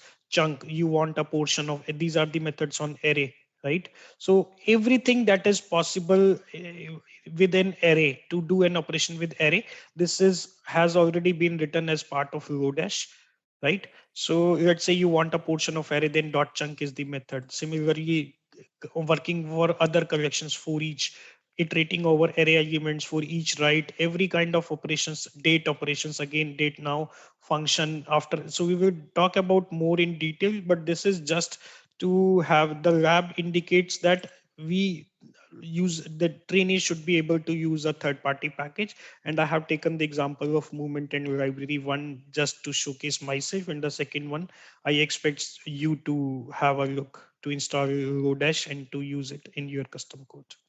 Okay, so next one is this. We will talk about Lodash more in detail. We'll use more in detail when we will start SPFX development, right? So the next one is the one example I can give you about the example. There is a function escape that is provided by Lodash. That function is used heavily in SPFX in every kind of front-end development.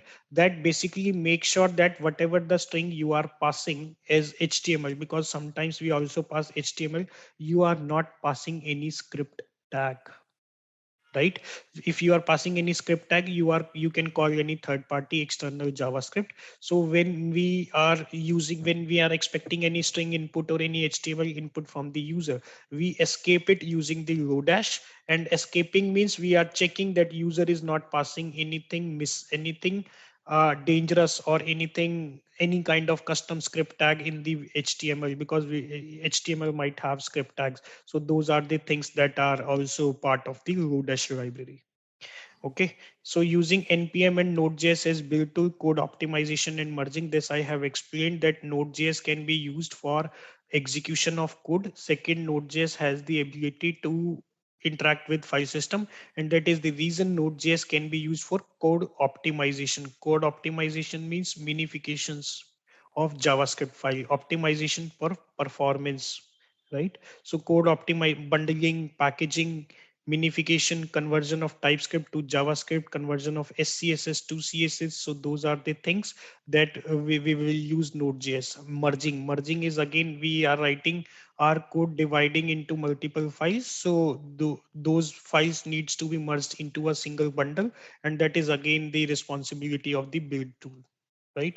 So this is how this talks about everything about the Node app. Okay. So the next thing I want to talk about is Gulp. Very important tool that will be used heavily in SPFX. Again, it's a node-based module, and we will be installing it globally. So it is the very first step when we set up the development environment for SPFX. The very first recommendation is to install Node.js, and after that we will install Gulp. So the name is Gulp. So it is basically a task runner. Okay, task runner. Task runner. We can say a toolkit to automate and enhance your workflow, right? It's a streaming. I will explain. There are two to three keywords. It's a streaming based asynchronous task runner. Streaming means it reads your files. It doesn't reads your entire files in one go and convert those files and work on those files. It's a streaming task runner. It's read your in the files from your file system in streams, and it do the appropriate actions that you want to. Okay, so this is a streaming task runner, and what actually we do, that I will showcase you with a very simple example. You will understand it better. So what it basically, the job of the Gulp is, we will use TypeScript for front end development. We will use TypeScript in SPFX development.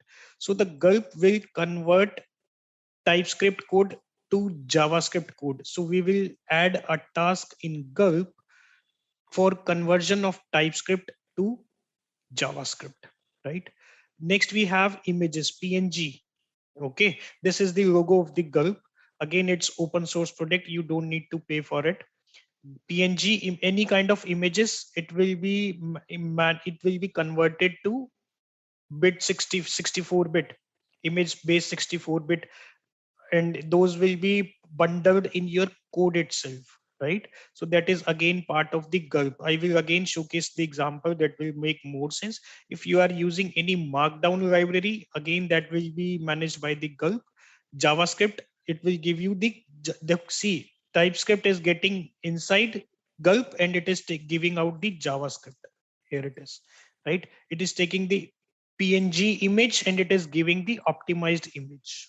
Markdown, you are using any markdown library, and it is giving you the HTML as the output, right?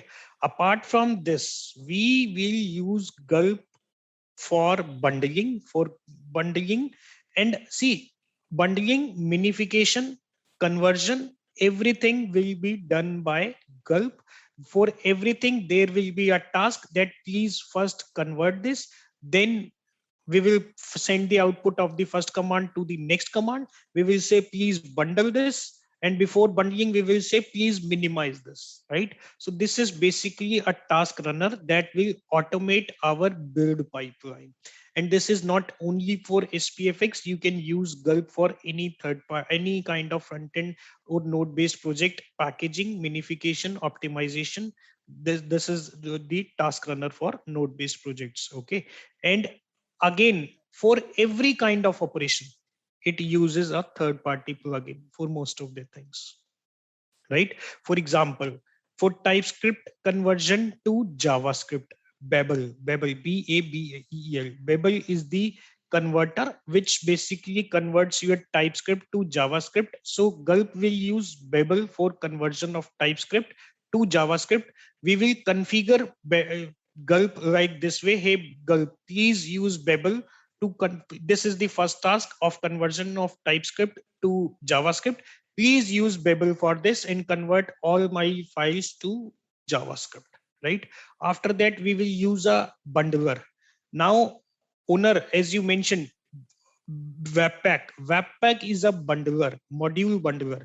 Webpack is a node-based module bundler that will create a bundle. Let's say you are having thousands of files. It will create 1, 2, or 3, whatever packages you want, depending upon the configuration, depending upon your requirement, right? So it will bundle your packages, and that is the job of Webpack. And we will say, hey, Gulp, please, the second task is to create the bundle, and please use Webpack for this bundling task.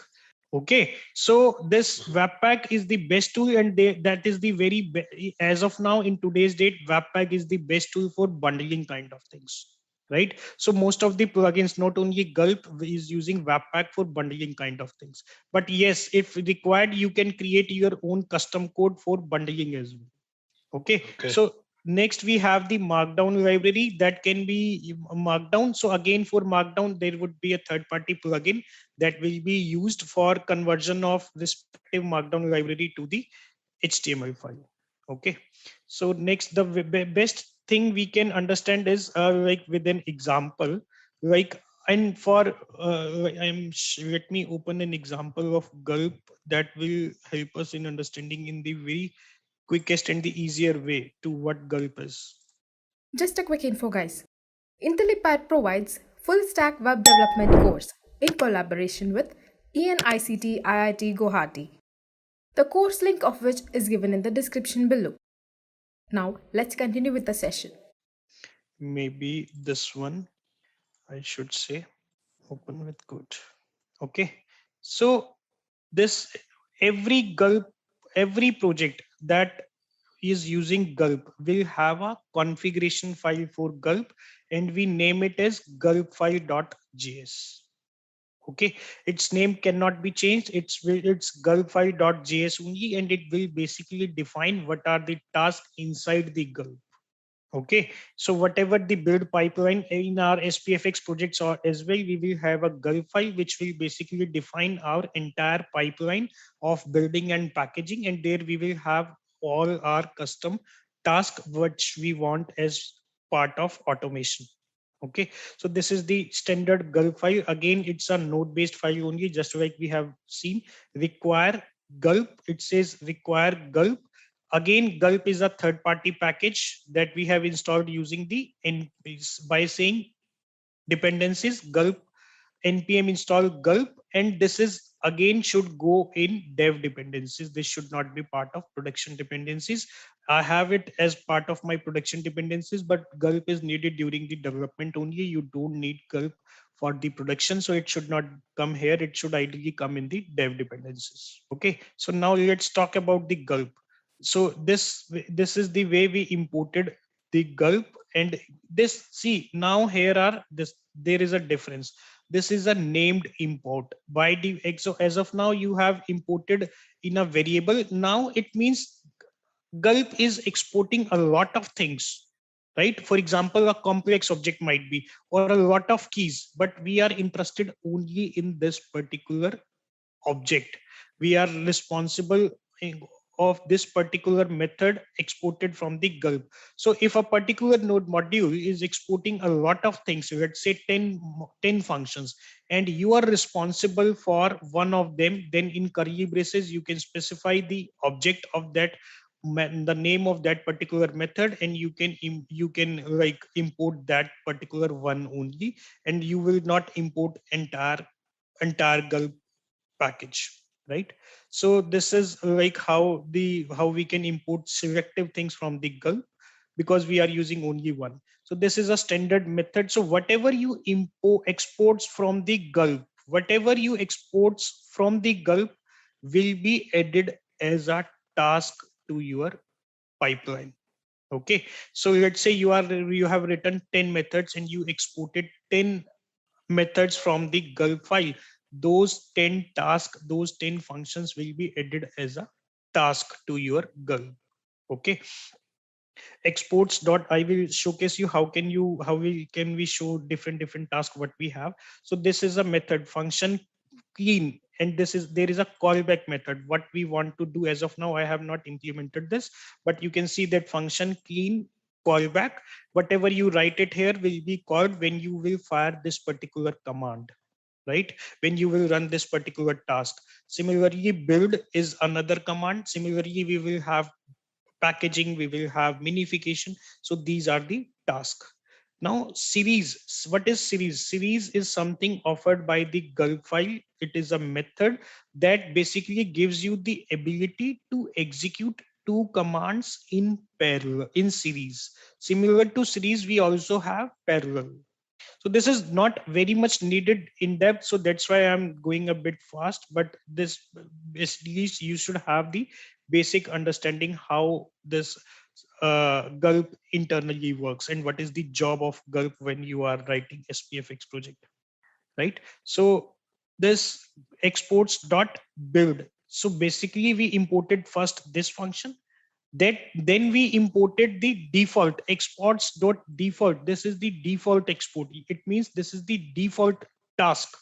When you are specifying exports dot default, it means default task. If I'm saying Gulp as the command and we are not specifying any command, name, it will execute the default command, and the default command I'm saying is a series of clean and build. So first it will clean your code, and then it will build your code, right? So owner, this is just equivalent to your Visual Studio there in .NET case, where you are having the clean function, you are having a build function, if you are having a rebuild function as well. When you are saying rebuild, it will first clean your code and it will rebuild the entire code. If you are just saying build, it will be an incremental build, right? Okay, so this way, these are just the very simple examples. We will talk more about Gulp in the this one SPFX development, but this is just to understand what is the use case of Gulp. So Gulp can be used for automation of development task during development and during development and packaging, right? And it will, in SPFX especially, we will use it for minification, we will use it for bundling, we will use it for TypeScript to JavaScript conversion, we will use it for SCSS to CSS conversion. So those are the things before we when we are done with the development, before we ship it to production, these are the basic operations we need to perform, and we will automate these operations using the Gulp. Gulp is a task runner. We will define the task and it will execute different tasks one by one. So series is one of the method, clean and build we are specifying. So if you, let's say any of the project is having a Gulp file, you can definitely check for Gulp dash dash task. So it says what all tasks are supported in your project. So it says build, because we have exported the build function. So what it means, I already mentioned, whatever you are exporting from the gulp file.js, that will be added as your task. So what are the tasks that Gulp will recognize? In our case, it is build. The second one is the default task. So again, this is default, and it says, see this letter you will see a lot during project execution or during the code execution. What it means, it says the one task is the default task, and it is a series task, and this series is a series of clean and build. So first it will clean, and then second it will build your code. So once, let's say you are having a Gulp file already written by someone, and you need what all tasks are supported and what all is the composition, definitely you can see Gulp dash dash task. It is reading your Gulp file and it is designing this, it is writing this tree from this Gulp file.js file itself, right? So this is how we define the task in Gulp. Next, I will showcase you an example. How can we use a plugin in Gulp for minification, for conversion? So that is the thing that we will use next. So now we have exported one beauty of Gulp is this is JavaScript only. So what you are doing, you are actually doing configuration, right? And that is still using the JavaScript. So you can use all your JavaScript knowledge to write the Gulp configuration, right? It's code as a configuration, you can say. So this is again one of the beauty of Gulp. So owner, just to answer you again in more detail, since we have talked about Gulp now. So Webpack, although most of the things that Gulp can do can also be done by Webpack, and same is the case with Webpack. Most of the things can also be done by Webpack. The major difference is Gulp is, you can say, a JavaScript file, right? Gulp file.js, and there in Webpack configuration file, you will have most of the declarations. Okay, so those are the things, and you can use Webpack inside Gulp, and you can also use Gulp inside Webpack, right? Yeah. So there is nothing like clear winner. It depends upon your requirement and depends upon your knowledge as well, how much you understand Webpack and how much you understand Gulp, and what are your actual project requirements as well, right? So the things, but this is, if we say, if we should not compare the two, it means like there is no direct comparison between Gulp and Webpack, and we should not say like they are competitors. So it's not the case, they have different purpose, but yes, most of the things can be done with both of the things. One has some specialty, other has some specialty, right? So this is the way. Okay, it's the best one, I would say. It's Gulp Uglify to teach Gulp. and renaming as well. So we will have renaming of files in SPFX. Okay, so this is the one thing. So the point to make and to understand is whatever you will export from the Gulp, that will be added as a task to the Gulp. Now look at my code window in the terminal. I'm saying Gulp. Simply I'm hitting enter. So what it does, it executes. See, it started default. In the default, we are having clean method first. Then it is done with the clean. Then it started build, and then and build is ended, and then finished is default is ended. Right. So if at every point it is writing what the status, what it is going on, what is currently executing. Right. So owner, or maybe Joseph or Alex, you must have seen that when you have used React development or any kind of SPFX development or any kind of Angular, if you have used any build pipeline, so there such things are very common. You are getting such messages on the screen printed, so that these are coming from some task runner. It might be Gulp messages, it might be Webpack messages. So this is how the same has been configured. So by default task is the default one. So I don't need, when I executed Gulp, so I don't need to pass the task name. However, if I want to execute any other task which is not the default one, I need to pass the command name as well, which is Gulp build. So you can see using Gulp file, and it says Gulp file.g. This Gulp file is in use. It started the build process, it ended the build process, and how much time it took, it also says 1.69 milliseconds. Okay, so this is one thing. Now I have another. I was able to find out this presentation. So this is Gulp. So a cross-platform node-based streaming task runner. So it is cross-platform. The same can be used on Mac, other operating system as well. The beauty is it uses configuration as JavaScript. You don't need to. You can use your existing JavaScript knowledge for configuring the Gulp file. Okay, so role in SPFX, how we will use Gulp in SPFX is automation of dev and deployment task. So whatever the dev we will be having the dev pipeline. For example, conversion of TypeScript to JavaScript, so that we can thus changes can be reflected in browser. Minification, so the minification we don't have during the development, but yes, other conversion we definitely have. So we will use automation, we will use Gulp for automation of dev pipeline and deployment pipeline. Minification and bundling of images CSS files. So for minifying also we will use this. Compiles TypeScript into JavaScript, and also compilation of SCSS, SAS, or one more is there, less we don't use in SPFX, but definitely the same can be used for the Gulp, can be used for this one, for conversion of any kind of pre-processing, conversion of TypeScript to JavaScript, SCSS to CSS, less to CSS. Gulp5.js, the name has to be Gulp5.css only. It has to be, the name cannot be changed. However, the capital letter, the initial letter G can be small or caps. It will work both ways. A config file for Gulp automatically loads when you run the Gulp command. When you run Gulp, you must have seen that we were getting this one. When we executed any Gulp command, it automatically loads this gulp5.js, and that has to be there in your root location of the project. Any exported function will be registered into Gulp task system. So anything that you export in the Gulp file will be added as a task in your Gulp task system. Again, gulp5.js can be divided into submodules. You can split your gulp5.js into multiple files. In that case, you will create a folder with the name gulp5.js, and that will have a main file index.js. It has to be index.js only. That will have other modules, and those Gulp files, those other modules will be referenced in the inside.index.js file. Right. So if you want, you do have, we will not do it. This is just for the information that although the file name should be gulp5.js, however, if your Gulp file is going very long, you do have the ability to split it over multiple files.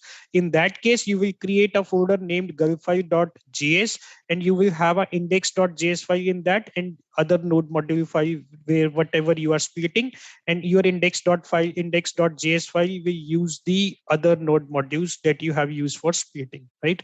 Always allows you to existing JavaScript knowledge to write Gulp files, npm init, and this is the example of npm install. Let me let's talk about this particular example. How can we use this for, how can we use any plugin? Okay, so let me showcase the others an example. So since we have to use the npm, we will use a plugin. Okay, so the plugin name is I'm saying npm install, and it should be the name of plugin for one name is Uglify. So Uglify is a plugin, is a third party node module. Gulp Uglify means it is specially meant for Gulp. It cannot be used with Webpack or any other node module. It is meant for Gulp. Webpack is having different version of Uglify. Webpack can also use Uglify, but it has different version. Gulp Uglify is meant for Gulp only. And another, another package is, I would say, Gulp rename. So again, one thing, everyone, when you want to install multiple packages, one option is you can specify multiple commands. Npm install package name A. Once it is installed, you can again say npm install package 2, hit enter. And since I know that I want to install these two packages, I can install in one go itself, specifying the two package names separated by the blank space. These two things, you can see that Gulp rename and Gulp Uglify, they should come up as a dev dependency. So what we can do is, there we can have this, and we can copy this, and we can mention as dev dependencies. We are good now, right? So we should mention it as dev dependencies. So Gulp rename and Gulp Uglify. Now how can we use it in the Gulp file.js? Since these are the third party modules, we have to import it before we can use it. And how can we import it? The same is the syntax that we have used earlier. Let me find out the code. I was having it, this one. Okay, so these are the two packages that we have just installed, and what we did, we basically imported it with the required keyword Gulp Uglify and Gulp rename. Okay, so Uglify, and this is the rename. Now we have to use these two packages. So again, there is a, like, how can we use it? Let me copy the code again. This way, this is. So it says exports.default, just like we already installed. So we are directly passing the function here itself. Other option is you can create a function, and whatever the name is, maybe build, and you can write the function here and can pass the build name of the function here instead of this one, right? So both of the options are there. In this particular case, we are directly using the, directly writing the function here itself directly, right? So it's an anonymous function. Anyone, and what are anonymous functions in JavaScript? See, there are two options.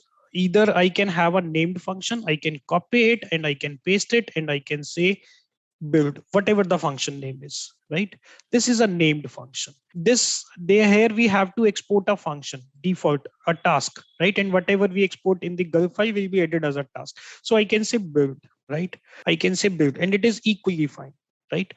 The next option is, since I'm aware of that this build exports.default, here I'm supposed to pass a function. The other function is, instead of passing the function name, function reference, this is what we are doing. We created this function and we pass the reference of this function to exports.default. I will talk more about references and primitive types tomorrow, that what are the references in primitive. But as of now, you can say we defined the function here and we pass the reference of the function to exports.default. The other option could be, we can define the function here itself, and there we don't need to pass we don't need any build function name, because this is the anonymous function. This doesn't needs to be executed. This is just a reference that will be passed to the default function. Okay, so when we need a reference, we need a named function. When we are defining the function where exactly it needs, we can use even anonymous functions. We will talk more about anonymous function, but yes, as suggested, this is a function without name, and once this one, we cannot reuse this function. You can see exports dot, if I want to use somewhere else this particular function, I cannot reuse it, right? If it would have, if, but this function, build function, I can reuse in any other, in any, as many times as I want in this particular file, but an anonymous function I cannot use, right? So I'm commenting this one maybe, or maybe other one, let's say this one, build. we have used this one. So what it is doing now, let's talk about this function build task. What it is doing, it is going to the source folder, return source. So see what, one more thing I have to import is source and destination. So these source and destination again are exported by the Gulp file, just like series parallel. The other option is I can even merge them in a single one because all are coming from Gulp. So I can say like this and I can remove this. And even I can remove series and parallel because we are not using it anymore. Right? So we are importing source and destination from the Gulp. So what it says, source, these are coming from the Gulp. Source, SRC is source and EST is destination. It basically says what is the source to read the file, and destination means what is the destination where the Gulp needs to put up the files, right? So these are the two, source and destination. These are directly coming from the Gulp. So return source, this is again the source keyword that we have imported. This is the same word. So where is the source? I'm saying inside my source, for inside my current directory, I will create a folder and let's say I name it as source. Okay, so this is the source folder that I have created. Inside the source folder, star.js, whatever the JavaScript files I have in the source folder. So let's name it app.js maybe. And I'm writing a very simple same function here. Function, maybe sum a comma b, and it is just logging sum a plus b, very simple one. And again, I can say sum 3 plus 4. Okay, so this is a very simple function. You can have any number of files. Maybe I can say one more just for the showcase, new file. And this is maybe server.js. Okay, so I can copy the code. We can have same code in both the files. That should not be a problem, just a demo. Okay, so maybe we can say here, instead of sum, I can say subtract. And here we will return a minus b, and the function call is again subtract 3 comma 4. And here I should say in app.js, even I should say sum dot console dot log. Just for the showcase, I want to print it. And there in the this one here as well, this one and this one.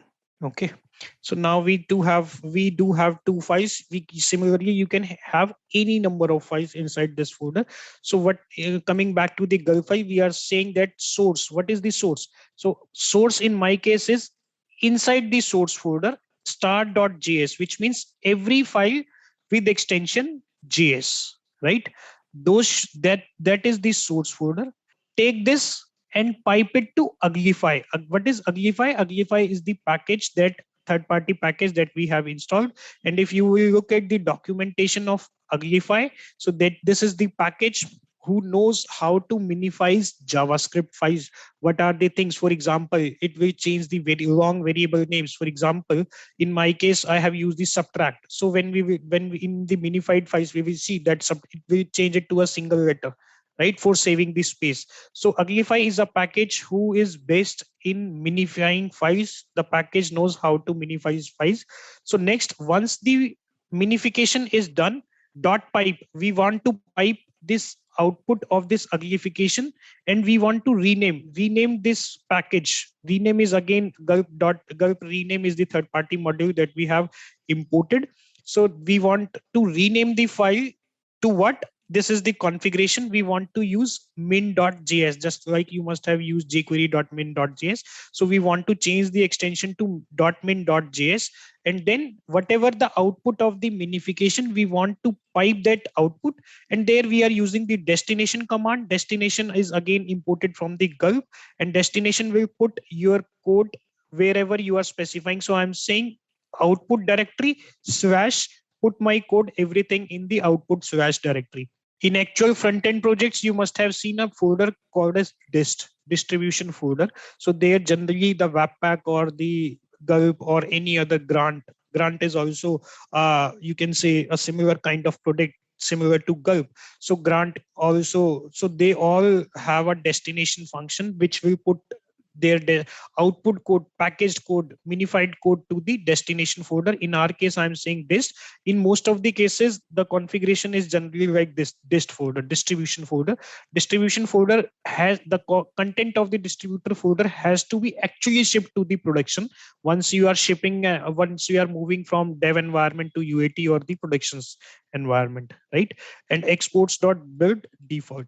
Okay, so we are good. So next, let's check what are the tasks we are having in our Gulp file. So gulp dash dash tasks. I can say what is an error. There is something missing, I think. So this one we are done. Gulp dash dash tasks. So this is some mistake, however, in the Gulp file, not in this one. Here we do have some mistake. Return source.js.pipe uglify extension name. I think this is the not needed. That should not, this is not needed. Okay, so now it is saying that this is the default task that we are having, right? Only one task because we have exported only one and it's default one. Okay, so now I can say gulp, and since I want to execute the default task, I don't need to provide the command name. So it says, see, look at here, using gulp file, starting default, finished default, and it took 69 milliseconds, right? So now we should have an output folder source. If I say control P, reload window. So we can see that app.min.js is there. The file has been minified and it has been renamed to min.js. And then we have the server.min.js. Look at the content. The function is same, sum no return n plus o. The method, the variable names has been changed and all blank spaces has been removed. Similar is the case with this one as well. So function name remains as is. They have not changed the function name. Okay, so this is the thing we discussed about Gulp. So how we use Gulp. So similar to Uglify, we have Browserify. Again, there is a use case of Browserify, how we can use Browserify, right? So it gives you like for different browsers. Your code will work for different browsers, right? For example, you are having lots of CSS code and one browser respects one CSS property, other browser respect different CSS property. So you will write your code in one SCSS file and it will generate the code that will work equally well. It will write the CSS, it will convert your SCSS code to CSS that will work equally well in Internet Explorer, in Safari, in Chrome, in Edge, right? So that is, otherwise if you have prior development experience, you need to write browser specific CSS, right? So that is again, there is a plugin that we can incorporate if we are having CSS and we want to support multiple browsers. We will write code, one standard code, and the Browserify or other plugins that we are meant for this will convert our code targeted for different browsers, right? So we can add a task for that as well. And we will see during SPFX, we will have this feature, like we will write a CSS in for one and our code, SPFX code will work equally well in Edge, Internet Explorer, and anything other because of this particular task, right? So again, very simple one. This is flexible. You can use your Gulp. You can use your JavaScript knowledge to write the code. Again, this is the Babel I was talking about. Babel is again a third-party plugin. Babel has their own site as well where you can go and like use Babel. So Babel is for conversion of files. Okay, for conversion of modern JavaScript ES6, ES7 to ES5, right? So ES5 is the language that almost all browsers understands now, but ES6 and ES7 is still, and TypeScript is still the high level language that almost not all browsers, some of the browsers, Chrome at least, do understand lots of ES6 features now, but there are some other browsers that don't understand ES6 features. So before, if you are writing your code in modern JavaScript, TypeScript, you are supposed to convert your code to the ES5 or the normal JavaScript code, and Babel is the plugin for that.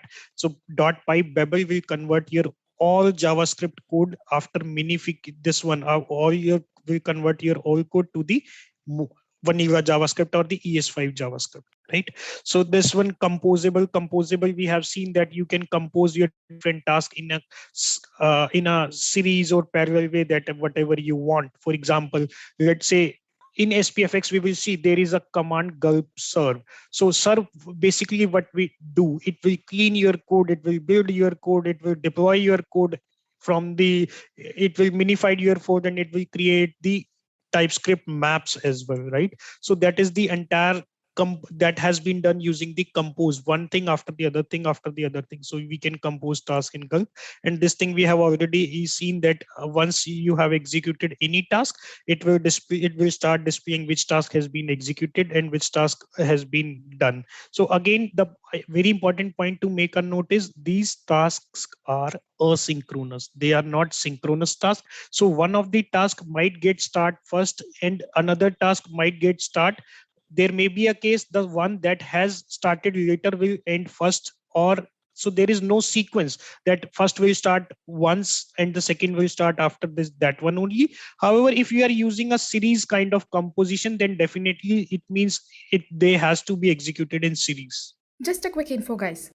Intellipaat provides full stack web development course in collaboration with ENICT IIT Guwahati. The course link of which is given in the description below. Now, let's continue with the session. Right? Otherwise, the tasks are purely asynchronous. They works independent to each other. So it's a asynchronous streaming task runner. Get started. So these are the very simple one that we have seen creating task. We have again private. There is a concept of public task and the private task. If you are exporting a task from a gulp file, it means it is a public task. It can be executed using the gulp command. If you are not exporting a function, that means you want a private task. Any other method will use that, can use that function, but it will not be directly accessible using the gulp command. So there are two types of commands basically. This one you can say function clean, function build. So clean cannot be directly, like this is a private task and this is a public task. If you are not exporting a task directly, it is a private task. Right. So rest of the things we have already discussed. Working asynchronous completion. This I have mentioned that a single tasks are asynchronous in nature. Working with files, explaining using plugins that we have seen identifying. The same example we discussed. Do you need a plugin? They are quick way to get started. Perfect. Advanced. Creating custom registries. This is not required for us as of now. Automate releases. Perfect. So let's talk more about the next one. Yeoman. Anyone, what is Yeoman? So this you can say Yeoman. Okay, so clicking on new button, you can say. Clicking on new button will give you templates. You will select a template and you will provide the details. This should be my project name, and this is the location, C drive. This folder is a location. You will hit on next, and it will create the project structure for you. Right. So clicking on new button, clicking on new, you can say new command is Yeoman. So it's basically the scaffolding tool, but Yeoman actually in itself cannot do anything. It needs a template, right? And template is the next step. When you click on the new button in Visual Studio, you then select the template. After that only it can create a folder structure for you, right? So the Yeoman needs a template. With every Yeoman command, we will pass the name of the template. So you can say we are combining two things, clicking on new button and providing the template name. We will do in one go. We will say yo, and we will provide the template name, and it will create a project structure for us. Okay. So again, in like just to understand, I will explain the definition, but clicking on new button is Yeoman, you can say. Perfect. So standard for scaffolding NPM based projects, lots of Yeoman templates are there, right? So lots of Yeoman templates are there, and we can search for this in NPM repository. So one is, Yeoman. So again, Yeoman is a node module, right?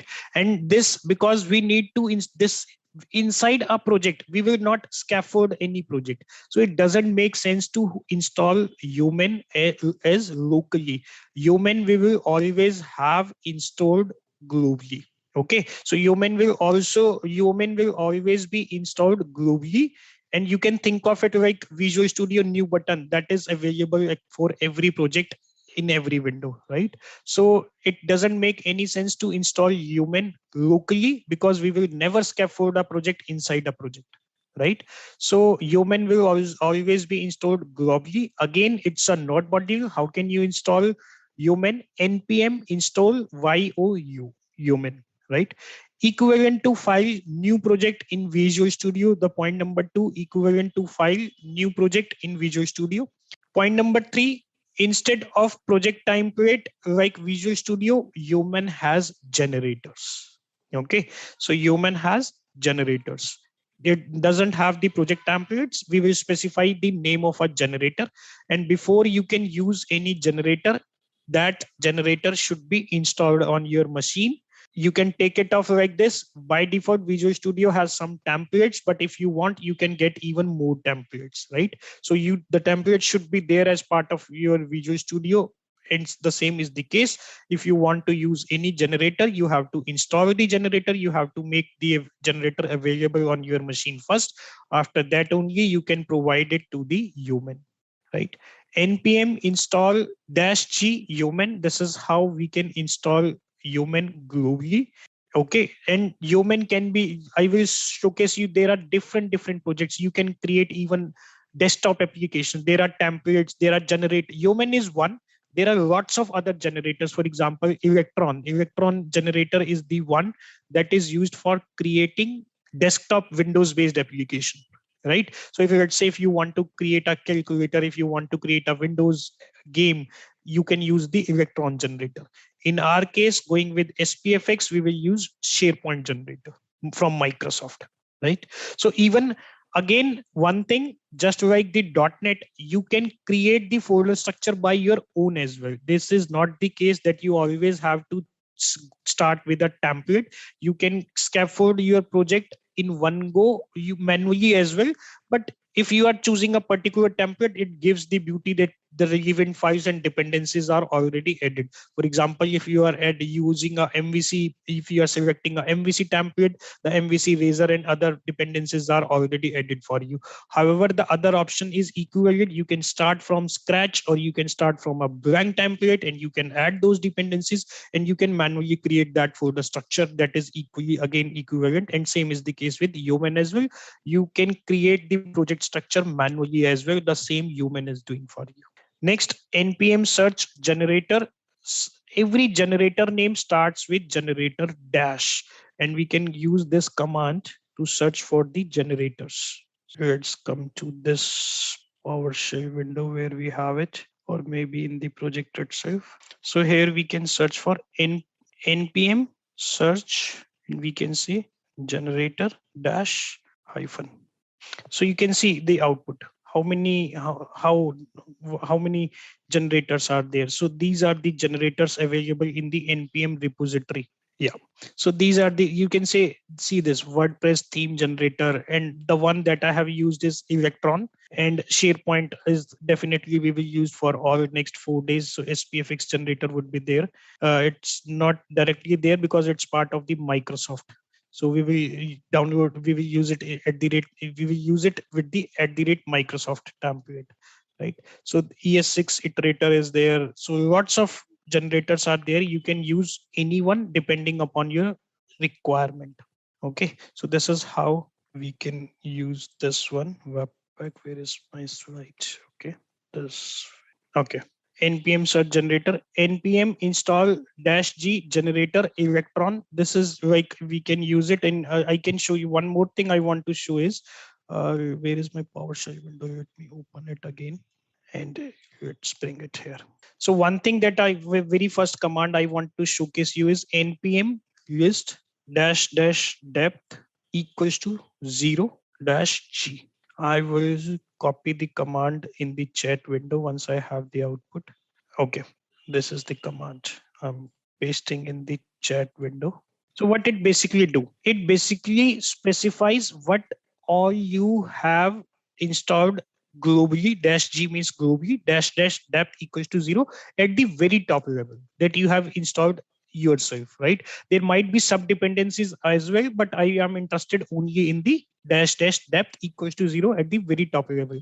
So you can see I do have Microsoft generator SharePoint 1.13.0.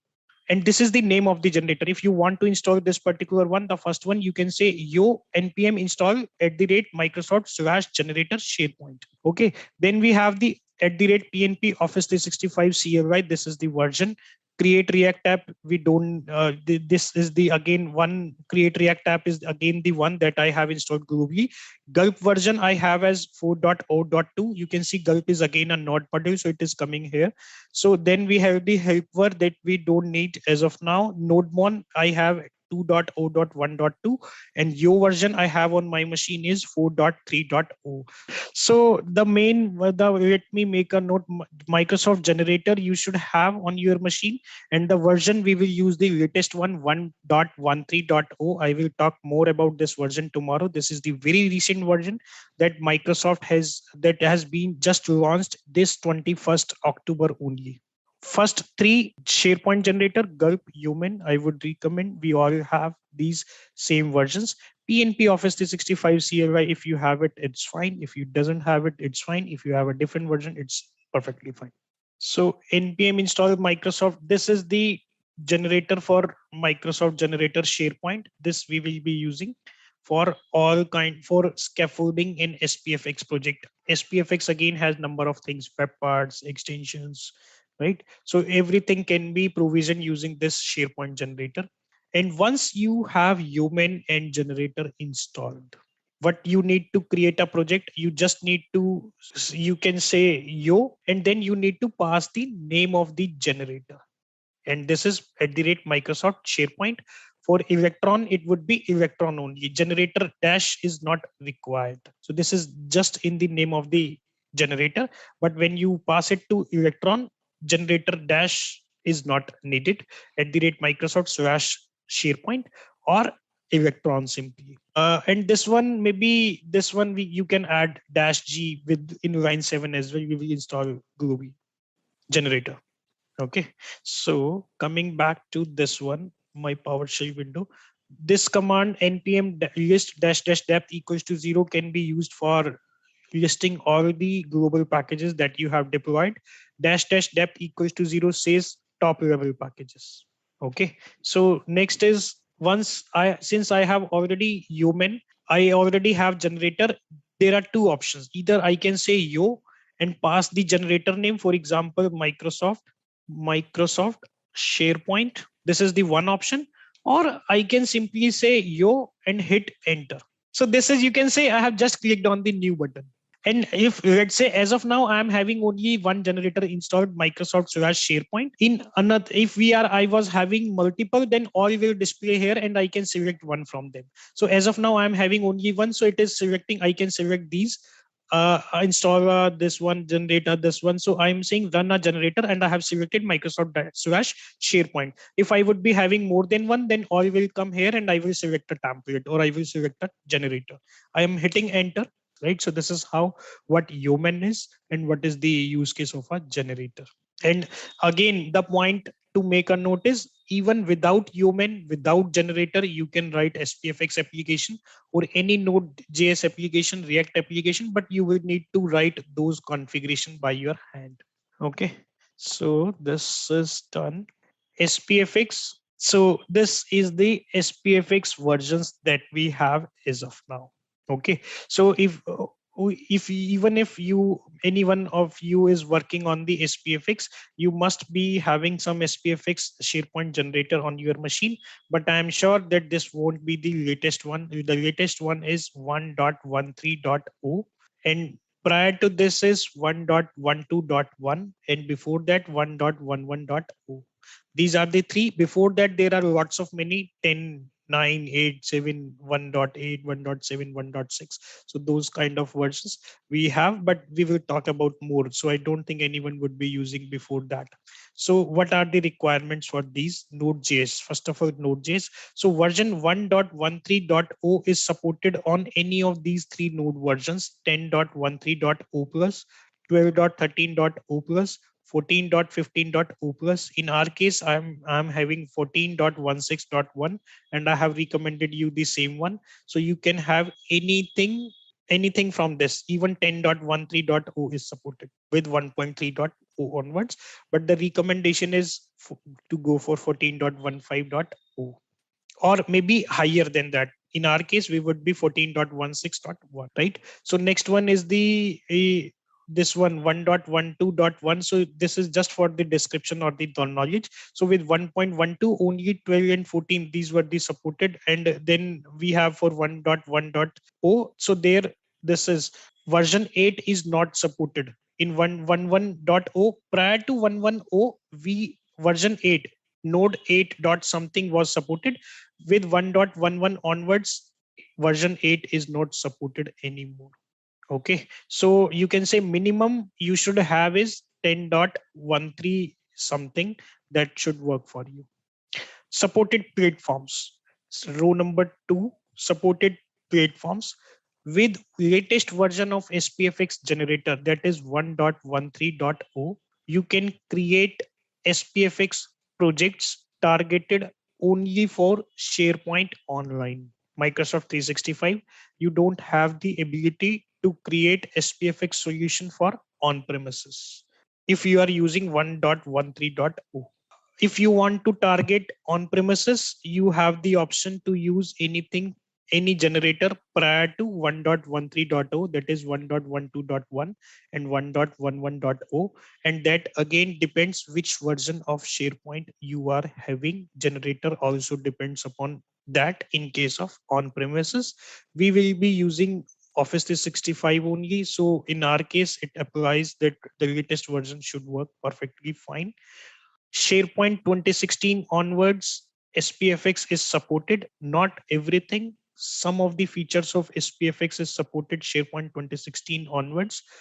With SharePoint 2016, it is must to have a service pack 2 installed on your SharePoint server. Otherwise, SPFX won't be supported. SharePoint with SharePoint 2019, you don't need to have any, there is no special requirement of having this service pack. SharePoint 2019 on-premises server is supported by default, and online is always supported with every version.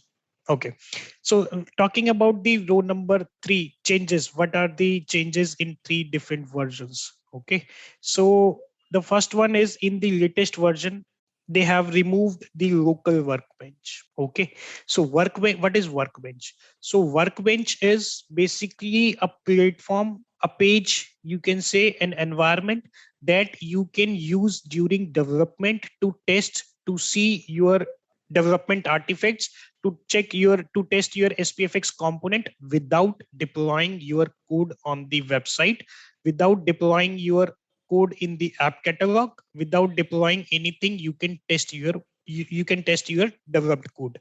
So earlier, prior to 1.13.0, there were 2 workbench. One was the local workbench and second was the hosted workbench. Hosted workbench is part of the SharePoint site itself, that can be accessed in every SharePoint site, and that is connected to, that is part of your SharePoint site. I will explain tomorrow how can you access the hosted workbench. Hosted workbench means part of SharePoint application, you are, that is part of your SharePoint site, right? So that is the hosted workbench. Local workbench, so local workbench is just a HTML file that was there in, that was created as part of your generation, that was created by your generator, and that also can be used to test your web part. The only difference is it is not connected with your any of your SharePoint site, and if your web part is doing any interaction with the site, that you won't be able to test that because it is not getting the data. It can, on the local workbench, you cannot get the data from the SharePoint site because it is not connected to any SharePoint site. Let's say you are print in a web part title, you are trying to print the title of the website. You won't be able to because, or you won't be able to because there is no site connected to it. It's just an HTML page. However, if there is no SharePoint interaction, you can test your website on the, you can test your customization, your development on the local workbench as well. So but now going with 1.13.0, they have removed the local workbench and there is no local workbench. Either you can test it on the hosted workbench, that is part of your SharePoint site, that is a page inside your SharePoint site. Or the other option is you can deploy your website to app catalog and you can test there itself. So the third change, the second change that is there with 1.13.0 is adaptive cards extension. Okay, ACE, adaptive cards extension. So if I'm not sure whether you do have any idea about adaptive cards, so they are heavily used in chat. So you can robots or boards, when you are writing .NET boards, you are writing this. So Microsoft, I think it has been a more than a year now, Microsoft has released the adaptive cards. So now adaptive cards has been integrated with SPFX only, and there is a concept of Viva connections. Viva connections, when you do some personalization in Microsoft Teams, so there we use their Viva connections comes into picture. And I don't think your SharePoint tenant, your Microsoft 365 tenant as of now will have Viva connections, because Microsoft has not rolled out Viva connections for every tenant. They are just rolling it. They have just rolled out for some target customers first, and now once they have tested it perfectly fine, they will be releasing for all of the tenants. However, if you want, you can definitely, there is a process, you can request, you can log a ticket in Microsoft and they will release Viva connections in your environment. So this is pretty new. This is still in rollout phase. Beta is done, testing is done, but not every tenant is at the time is having the Viva connections. Even my tenant is as of now not having the Viva connections. But adaptive cards, just to indicate like what is the adaptive card. So these are the automatic cards. You can see a lot in chat window. When you order on Swiggy or Zomato, they have the option to choose 1, 2, 3, and you select an option and they respond to it, right? So those are the adaptive cards from Microsoft. This is similar functionality adaptive cards offers. So you can learn more about adaptive cards. So that is again not strictly specific to SPFX. They are into the picture when they were not even integrated with SPFX. So they works equally. They are meant actually for the robots and the .NET boards that we developed. Okay, so with version 1.2 onwards, so there is a task of Gulp serve that was deprecated in 1.12. So now in 1.13 they have again added it, but that internally it's different. Earlier Gulp serve was different. Now you can say Gulp is the command. You already see what is Gulp. So serve is the command that they have implemented in the gulpfile.js. What it does basically is, once you are done with the development, you, without deploying the code, you want to test your code on a SharePoint site, and that can be done on the hosted workbench. You will use your hosted workbench, and in that case your code will be served from your development machine, and your site will use your customization from your development server, just like the IIS Express integrated server in Visual Studio Code. You write some custom application, custom web application in Visual Studio.